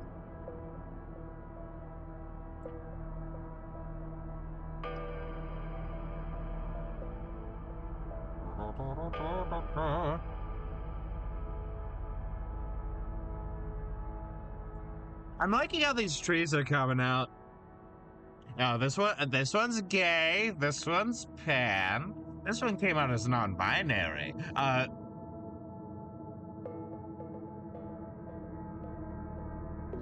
This one is genderqueer, which I don't quite understand, but I don't need to understand to accept.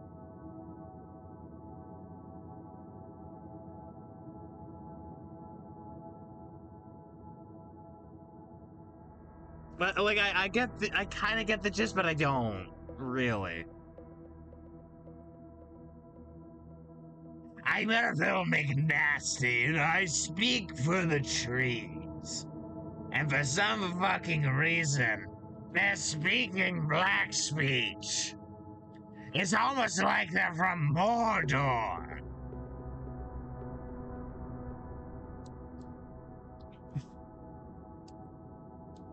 God, that's something I'm excited for once I get around to reading Lord of the Rings. For the upcoming live reading series that's gonna be happening eventually once that gets done. The PNG tuber is taking a little bit of a backseat because I need to do the thumbnails that I need to do, and then once that's done, I'll do the fortune teller as per popular demand, and then I'll do the library where all the nerdy book shit happens. It's like, hello, I'm going to read The Hobbit now. There are so many songs in Tolkien's works, and I need to know the melodies. Like, I need to know them ahead of time, because how am I gonna sing them? How am I gonna sing them properly?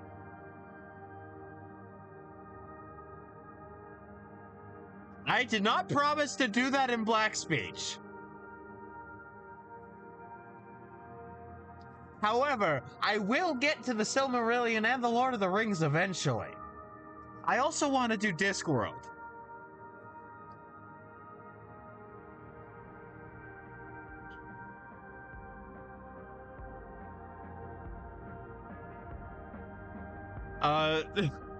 Vienna, like, I want to do Discworld as part of the read-through series. I'm pretty sure you'll enjoy that, because you like Discworld, and I've been meaning to get into it, and it gives me an excuse. I'm gonna be starting with the, like, Guards. Right? I'm gonna be going through the Guards novels, and then I want to go through... Oh... I need to look at a Discworld book. Come on, Discworld Emporium. Discworld Reading Order. Thank you for being an official web. You already know my. You already have my cookies website. Sub-series. Yeah, I want to start with the City Watch series. Then I want to go to the Death Collection. Because like, that's what interests me the most, right? I want to do the City Watch. Also, don't be silly. The lights aren't changing suddenly. Oh dear God. I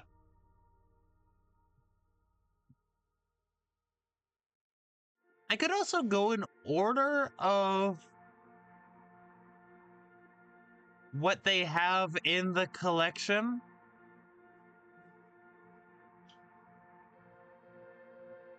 Where, like, they have the City Watch, and they have a new one, the Industrial Revolution collection. Although I might skip on that one. Why do they have this on repeat? Hold on. No, they have that on repeat. Never mind. You're silly Billy. No, I take back my statement, and I do the one I said I was gonna do. The City Watch collection, then the Death collection, then the Unseen University.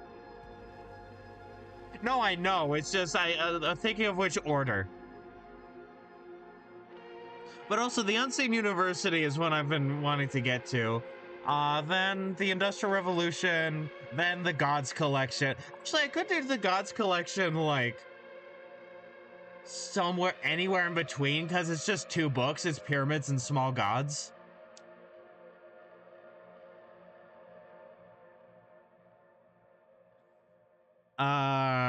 Let's see. There's also the Witches collection, which I don't know like, in what order I should do that in. You sort of have to be my guide on that. Like, which collection should I do in what order? City Watch, obviously, doing first, no debate. I already started the first one in that. I need to finish it. This will give me a chance to do so.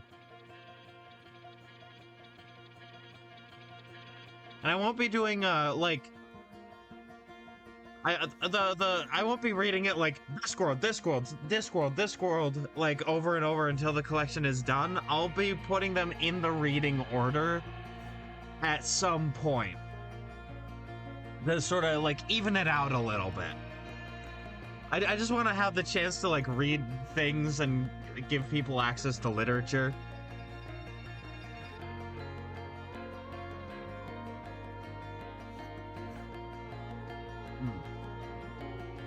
Water. Let's see, I'm looking at the introductory books. Mort, Going Postal, Weird Sisters and Small Gods are the 4 like introductory books that the official Discworld Emporium suggests on starting. So I don't know. Then the Industrial Collection, then a Monsters Regiment, then the Rincewind books, then the Interesting Times and Moving Pictures. Oh, I see.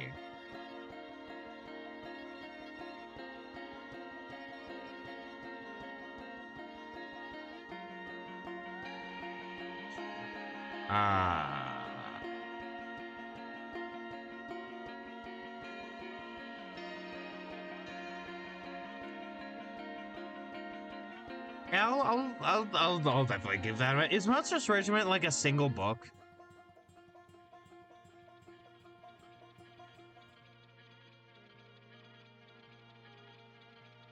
Okay.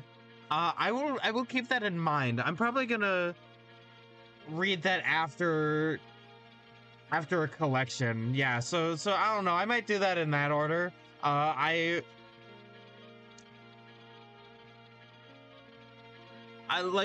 want to put in the Unseen University and the Death collection in there because like Death is a classic character. We all know Death to some extent if we're at all familiar with where's my stylus is in my holster. It's the Oops All Milan party basically. Oh, I see. That excites me. Also, I will not be reading it in chronological order for a very important reason. In his later literary career, Sir Terry Pratchett was suffering from memory loss, and it's clear to see in the books, and I don't want to deal with that tragedy. May he rest in peace. That is an awful way to go, like, in the best of times.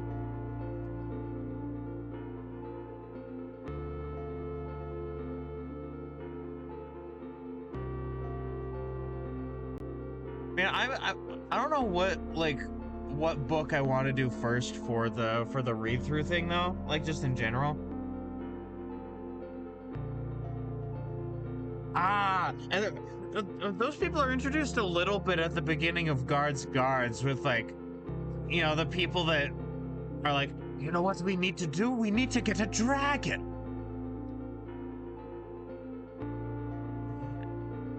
So that the dragon will reveal who the true king is, because they're the one that slays the dragon.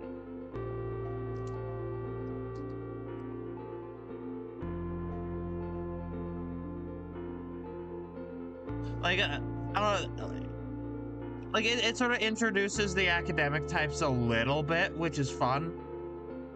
And sort of introduces the absurdity of the city in a very, I find, approachable way.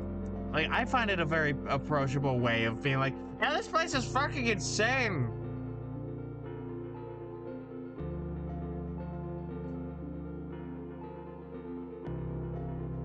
How Ankh-Morpork gets a football team in the league and introduces the first orc in the series. Oh, I see.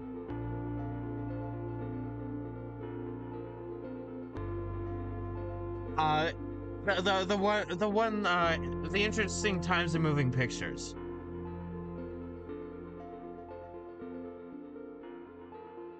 But you know, I'm wondering like what book I should do first for the read-through series, because I have 3 options that I bought from a local bookstore just for.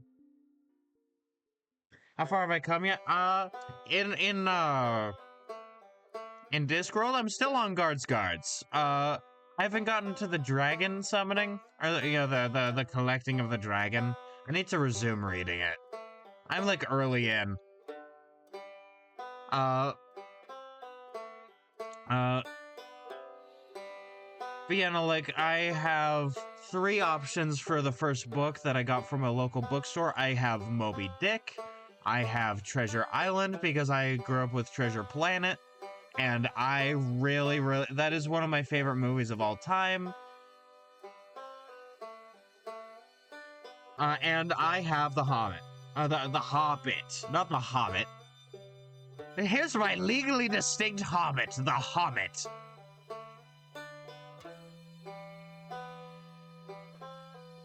There he is. He's very short and has hairy feet and is a rabbit.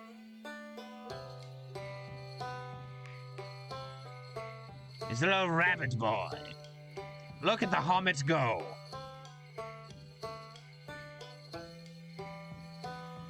Unseen Academicals is the football book? Oh, I see. It's time to play some soccer. Which is short for society football, but we lost the lengthened version over time.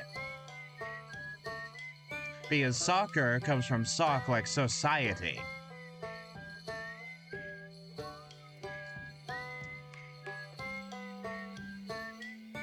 I think rugby comes from, like, regulation. I forget what rugby comes from as a name. But that, I suppose that doesn't matter. Interesting Times is basically how an informant accidentally started the first newspaper, and Moving Pictures is about the eldritch magic of Hollywood. Ah, I see. Those are definitely ones to keep in mind. And by keep in mind, I mean I'll get to them eventually.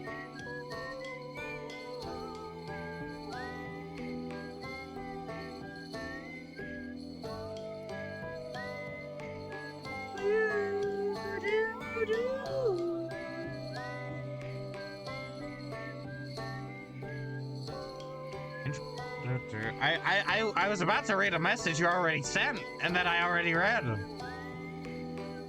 That is a silly development.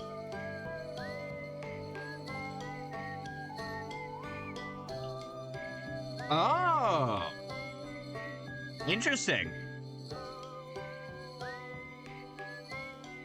Yeah, I fully understand why people are like, don't read it in release order, because it is a mess. And that's why I'm not gonna read it in reverse, not reverse order, in release order. Besides, you know, the tragedy. The tragedy of Sir Terry Pratchett the Wise.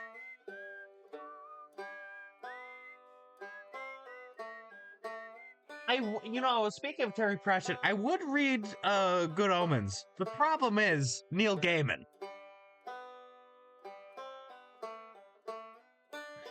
Neil Gaiman, you silly Billy. You sillium billium.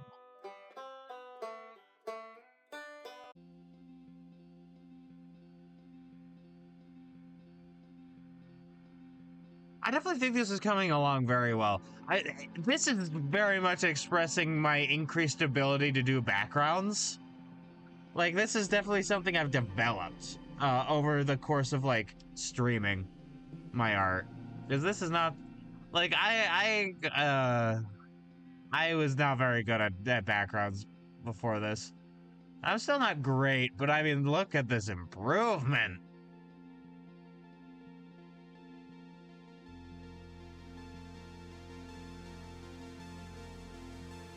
There is so much about Discworld that I'm excited to get to. I will have to wait for but a little bit. Maybe Guards can be the second book I read. I don't know.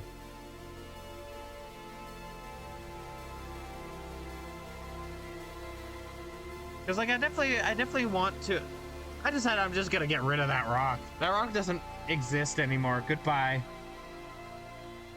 Goodbye, Dwayne. You don't exist anymore.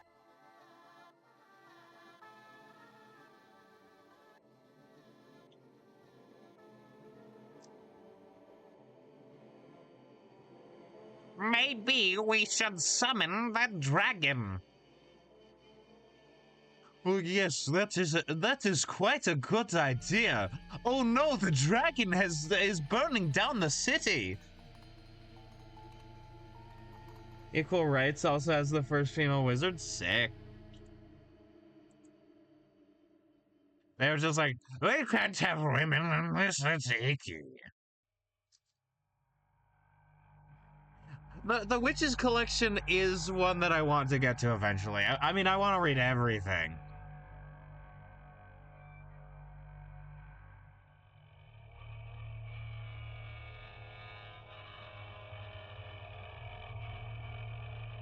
Oh, I see what they've done. And they've just messed... Okay, I get what they did.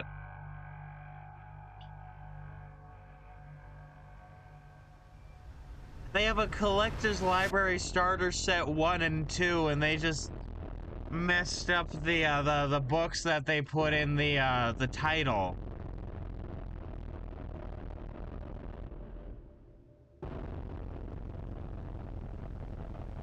I'm also excited to read The Color of Magic. I've heard good things.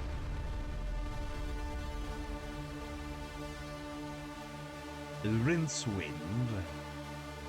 Rincewind was a bumbling idiot with a big fucking hat.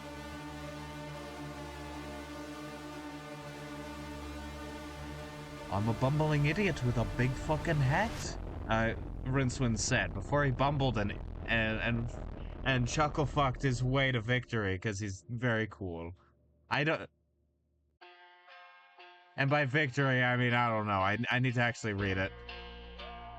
Literally every post I've seen about Rincewind is being like, oh my god, he's so girly pop, he's baby girl. And so I have high hopes.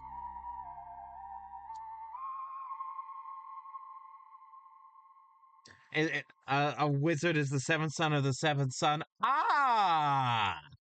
Which reminds me, I also need to read the Septimus Heap series for you guys. Because, like, his whole thing is that he's the seventh son of the seventh son. Apparently that's a big thing, like, you know, fantasy thing in England, is the seventh son of the seventh son.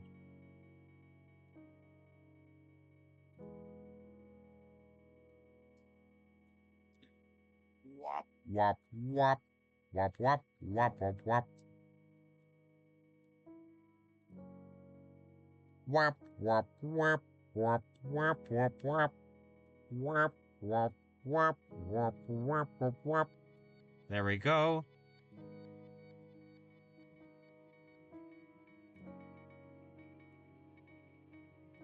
And when they die, they can give away their staff and magic to a newborn wizard. It just so happens that one accidentally get... Ah! So it wasn't them being like, you shall be my successor, you shall break the wizard glass ceiling.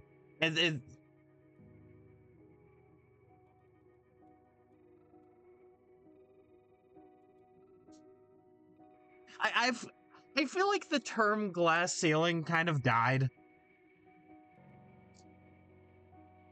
Because, like, we moved way past that, now we're in full-blown fascism, and it's like, man, I just want to fucking live.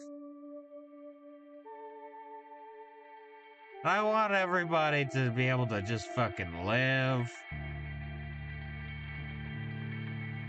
I think everybody should be able to live happy and fulfilled.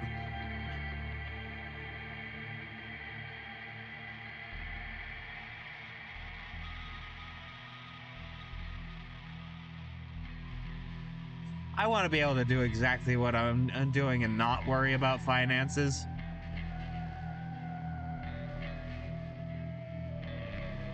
I want people to be able to do the same.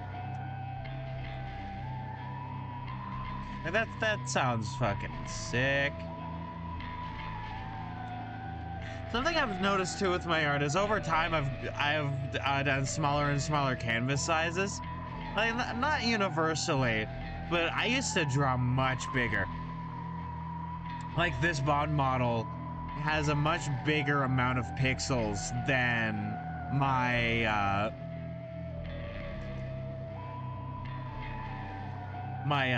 blasphemous one, for instance, which is objectively better than this one. I like it more. I've developed a lot as an artist since then, and I can't wait to like finish updating Bond for the modern era. And by modern era, I mean he'll just look better and be a ringleader. Color Magic isn't his best work. I prefer the books where when the wizard tried to teleport Rincewind home from... Ah.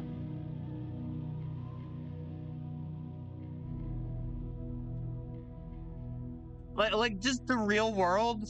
Because we're talking Discworld here. Canonically a fantasy realm that is on a disc that is on elephants, which is on a turtle. And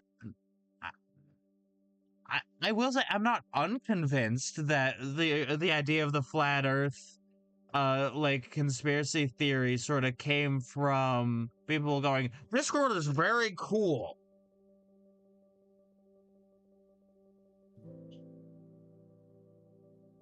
I remember watching a Discworld movie and being fascinated by like that world building.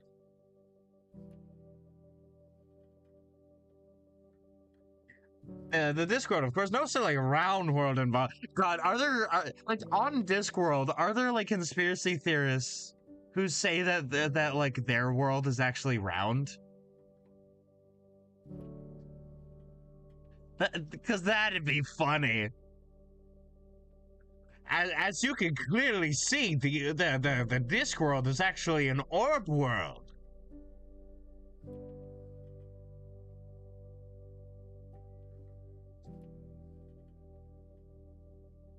Like that, I don't know.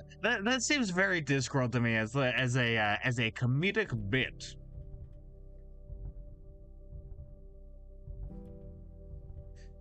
Fun fact: this is actually unrealistic. The cliffs are not high enough. It's just, yeah, I wanted to have a forest on top, and there's limited space. Called 4X. Why is it called censored? Isn't that because it's fucking censored, or? 4x. Well, that's good to know if I ever get to that. I would go, okay, how do I pronounce this? And it's 4x.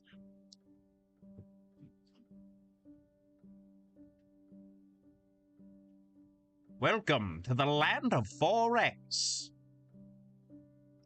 Oh god, I'm going to butcher as many English accents as I fucking can. That is it. That is both a threat and a promise.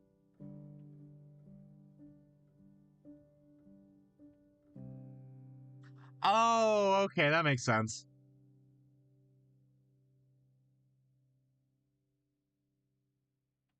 Rincewind.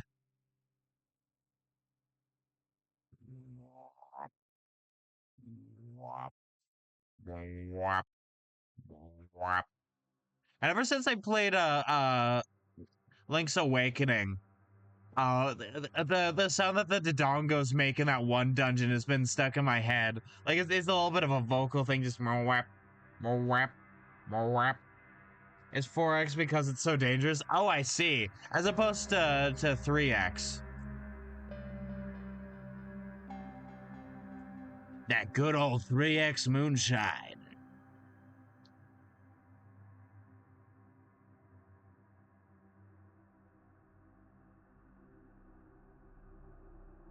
Alright, there we go on that. Oh boy. Yeah, 4x just kills you. You just die.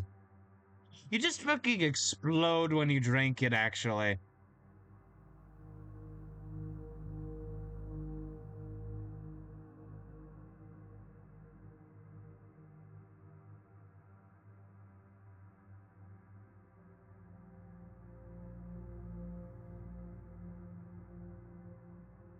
Big fuck ass tree right here, yeah.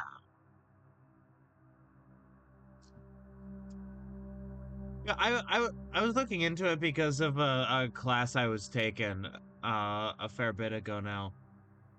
It's actually really weird that the Pacific Northwest has a lot of conifers, because according to climate, we should be really good for hardwoods. Off to work? Alright. Yeah, freezing your balls off is fine because you got tax-funded healthcare. At least I assume you do. If you don't, oh, God help you.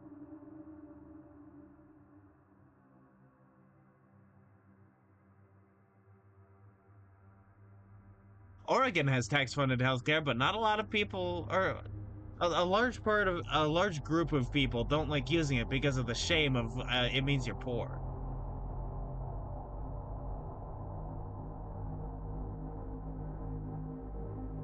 The acidity of the soil probably has something to do with it. Ah, probably.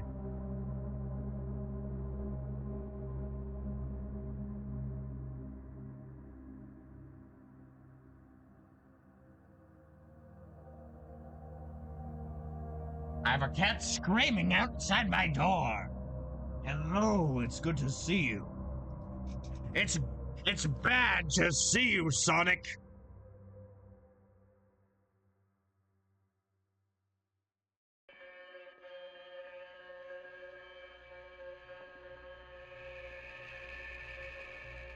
All this love for Maria when I was right there. I want to try and do a good, like, modern Eggman impression.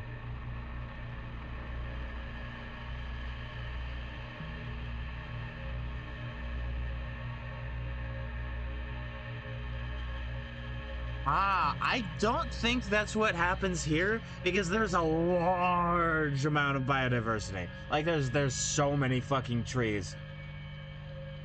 There's a million billion different trees. A lot of them are just happen to be conifers. Like, we have hardwoods, right? We have maples, we have oaks.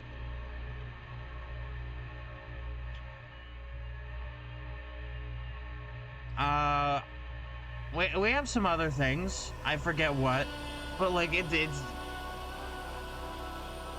Oh, we also have black poplar.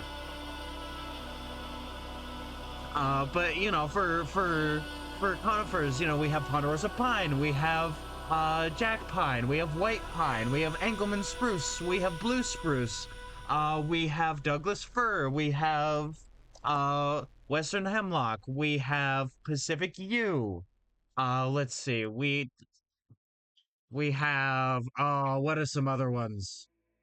We have others too. We have larch.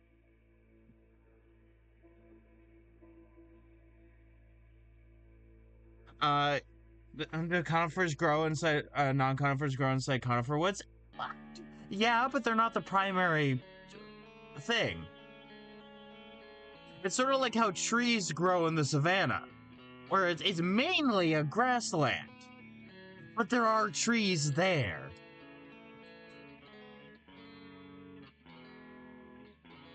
Right? The savannah is a type of steppe, the same way as the prairie and like the Eurasian steppe.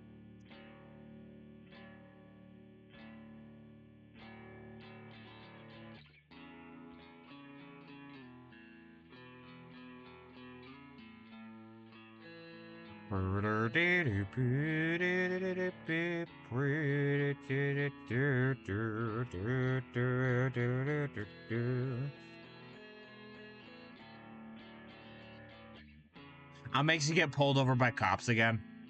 I influence their feeble cop minds with my Jedi mind tricks, and I make them pull you over. And I say, do you have a license for those balls? And then if you don't, they'll freeze them with their high-powered freeze ray that they got from Mr. Freeze.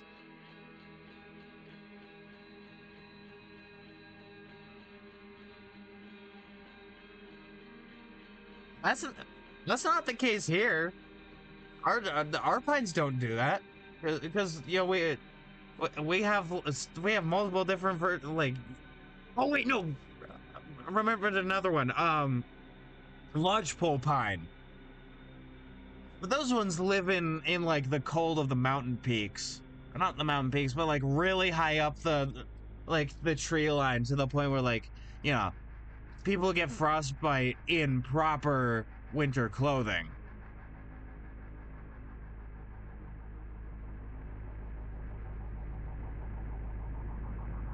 And like not a lot of stuff live. Although no, some berries still live up there, which is interesting. A lot of rebus, a lot of rubus. You know, your service berries, your gooseberries, your what have you.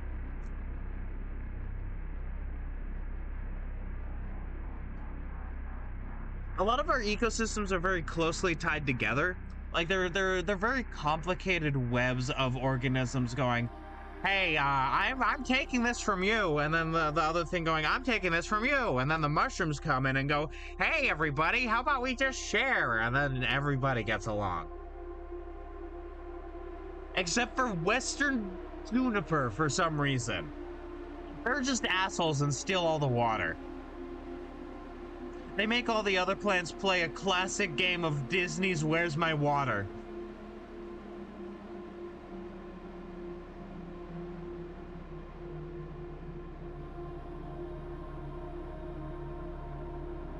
The actual gameplay of that has not been enshittified. However, the ads are annoying.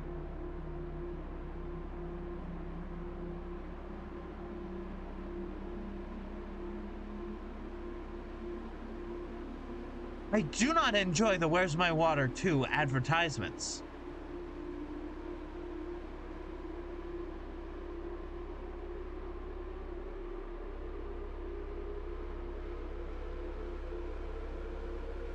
Twirling the ends of my mustache because I can do that now. One day I'll become a dastardly villain and I don't know, steal all the money from the wealthy and give it to the poor or something. Well, actually, I don't know how much that would actually help in the long run because like all the systems around are designed to like funnel the wealth back into the wealthy. And so what really needs to happen is that, along with funneling them, changing the systems in order to funnel the money back into the hands of the normal people so that more money can circulate.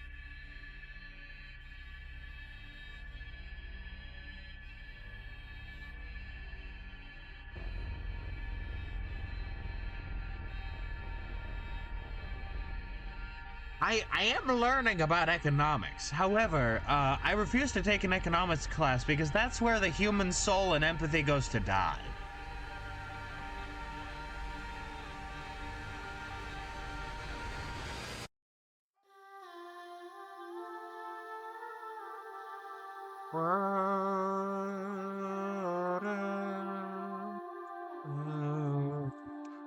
I forgot your bit, and now I'm going to turn my brain into a different brain.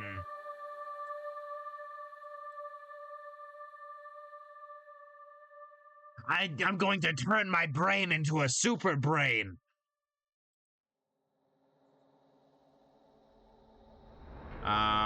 Paint layer 1.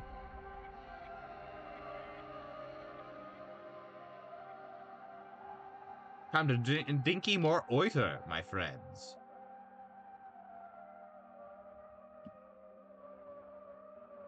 Stay hydrated. If you eat that, your teeth will turn grey.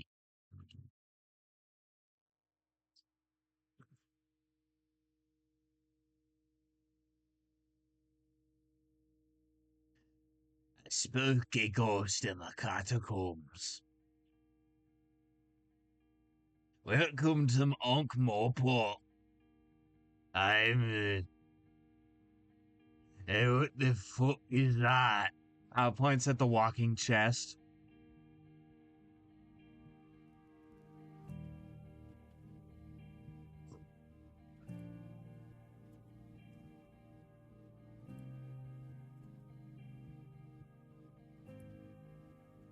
Septimus Heap does kind of feel like what I've gotten from Discworld so far. My only problem with it is that it ends up becoming post-apocalyptic Earth media, because it just takes place in like far future Earth, but it's fantasy now.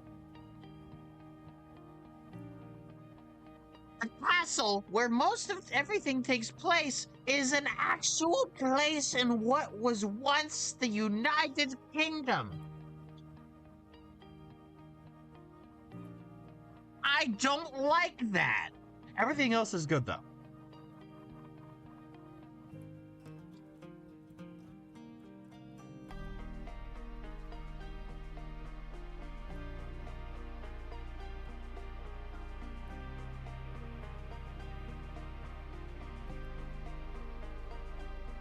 Oh wait, I forgot we do have Norway spruce here, but it's invasive. Well, not invasive. It's not native.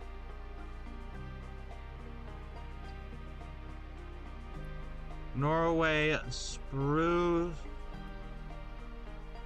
Oregon.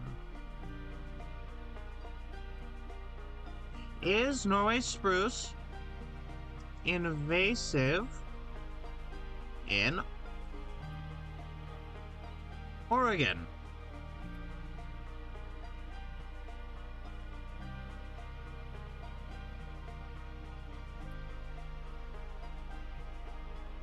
Oh! Yeah, it's not native, but it's not invasive. Yeah. Norway spruce is fine here. Our plants are good at dealing with them.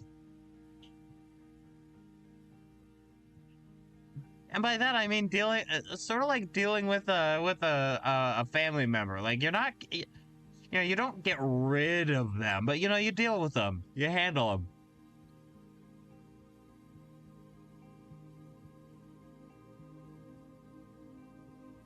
Oh boy, the City Watch Collection.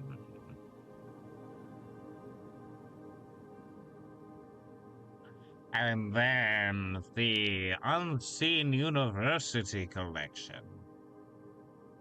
And then maybe the Witches Collection. And then the Death Collection. And then maybe then the Gods collection. And then the Industrial Revolution collection. Or maybe the Industrial Revolution collection and then the Gods collection. Or maybe the Industrial Revolution collection, then the Death collection, then the Gods collection. I don't know. I'm trying to build like a general theme here. What is chronological in the order? The Color of Magic, The Light Fantastic, Equal Rights, Mort, Sorcery, Weird Sisters, Pyramids, Gods, Faust Eric, Moving Pictures, Reaper Man, Witches Abroad, Small Gods, Lords and Ladies, Men at Arms, Soul Magic, Interesting Times, Masquerade, Feet of Clay, Hogfather, Jingo, The Last Continent, Carpe Jugulum,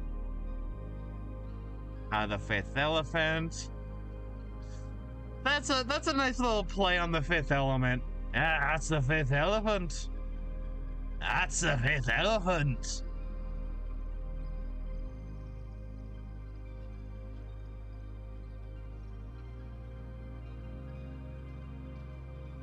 Yeah.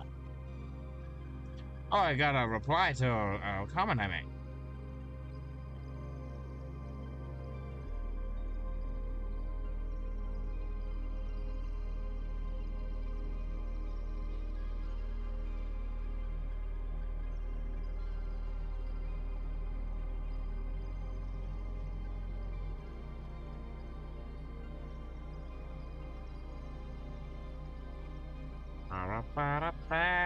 Alright.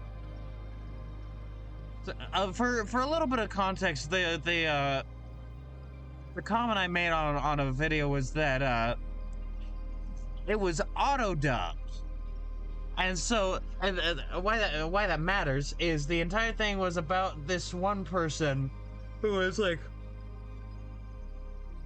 yes, I don't understand what you're saying because Spanish. Like a friend of theirs was like they were playing Leave the Company or something, and I was like, I don't understand Spanish. I don't either. That's the language I want to learn because it's a good language to learn. It's a very pretty language. A lot of my neighbors speak it. Similar reason why I want to learn Russian and Vietnamese, I believe. Yeah, Vietnamese. Is because a lot of my neighbors speak those languages.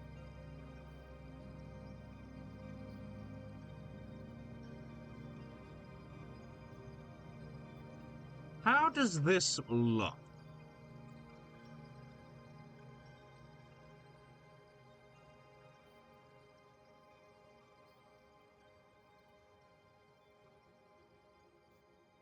Like, there are enough Russian speakers that my local library has, like, a large-ish section of, like, Russian books. Like, books in Russian.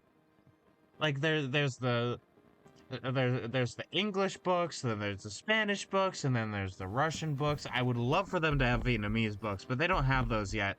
I think they're probably gonna get those once, like, the new library comes in. I won't talk about that much, because that might, like, fully just dox me, but there's a new library being built.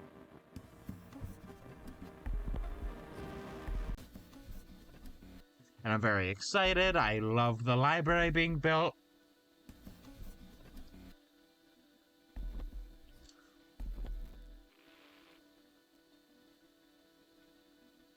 Actually, most people wouldn't care. What am I saying? Like, most people wouldn't care if I talk about my home city. Like, people wouldn't care, like, yeah, my city, and just not name it. Like, most people would not care. I'll still, like, refrain from giving too many specifics for the sake of privacy, but most people wouldn't care. I wouldn't care.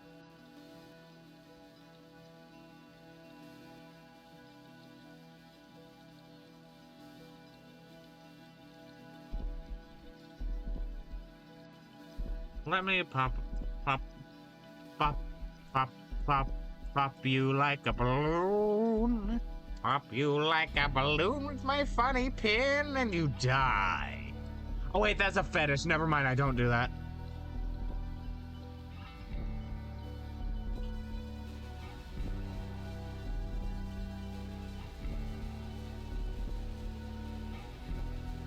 There we go.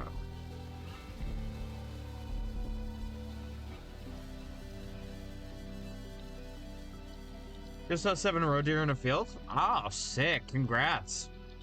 Yeah,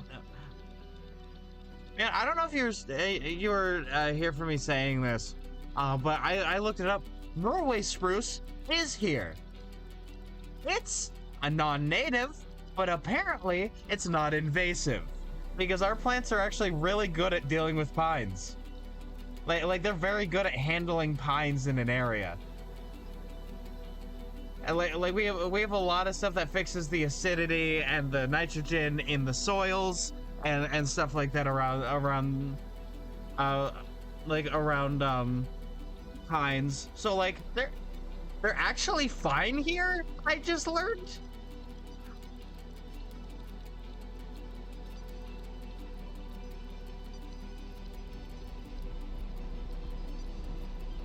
Like I think I learned that before, but I forgot it. Like, we have some horribly invasive plants, but apparently, like, your guys' pine trees are not one of them. Like, we have them. Also, you guys have some of our spruces, and I'm so sorry about that once again. I've brought this up before.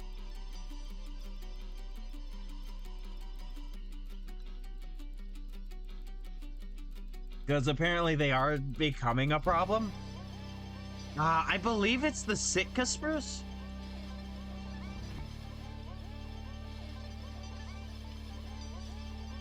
In Norway. The Sitka spruce was introduced in Norway more than 100 years ago. The species was long popular, but is now no longer wanted by the authorities. It is not allowed to plant the species in Norway without special permission. Sitka spruce originally comes from the west coast of the United States and Canada. So yeah.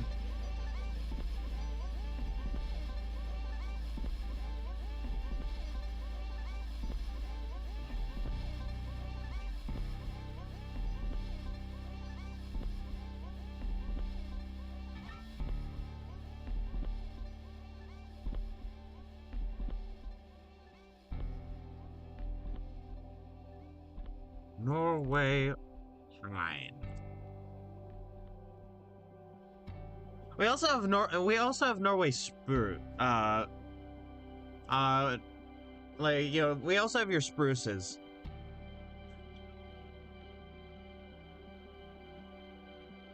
Because apparently, one of your kings, if I remember right, there was like an exchange of trees.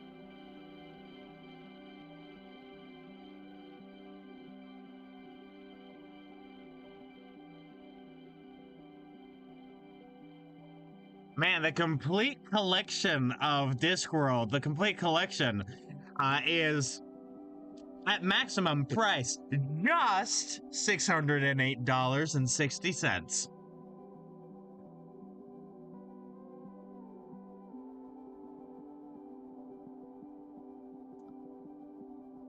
Wow, and it's currently 5% off for $578.17. That is not something I can afford in one go.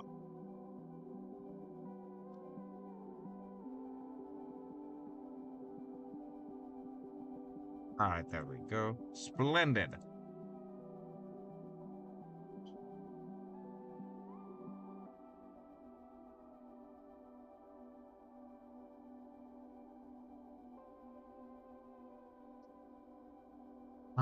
I'm interested in looking it up now. Invasive trees in Oregon. Oregon State University. I already know about, I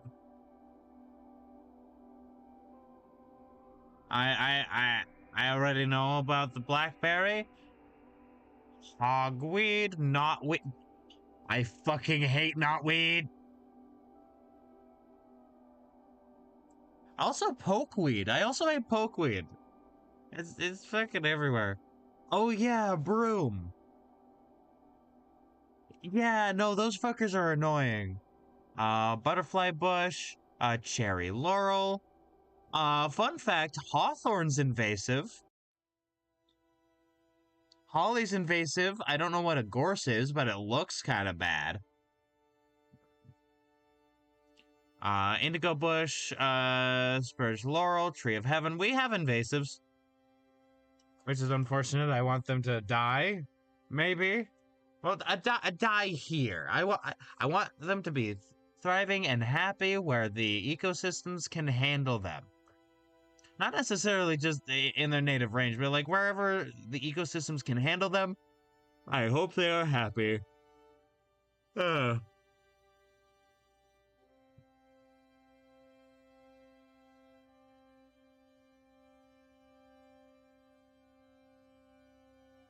Alrighty.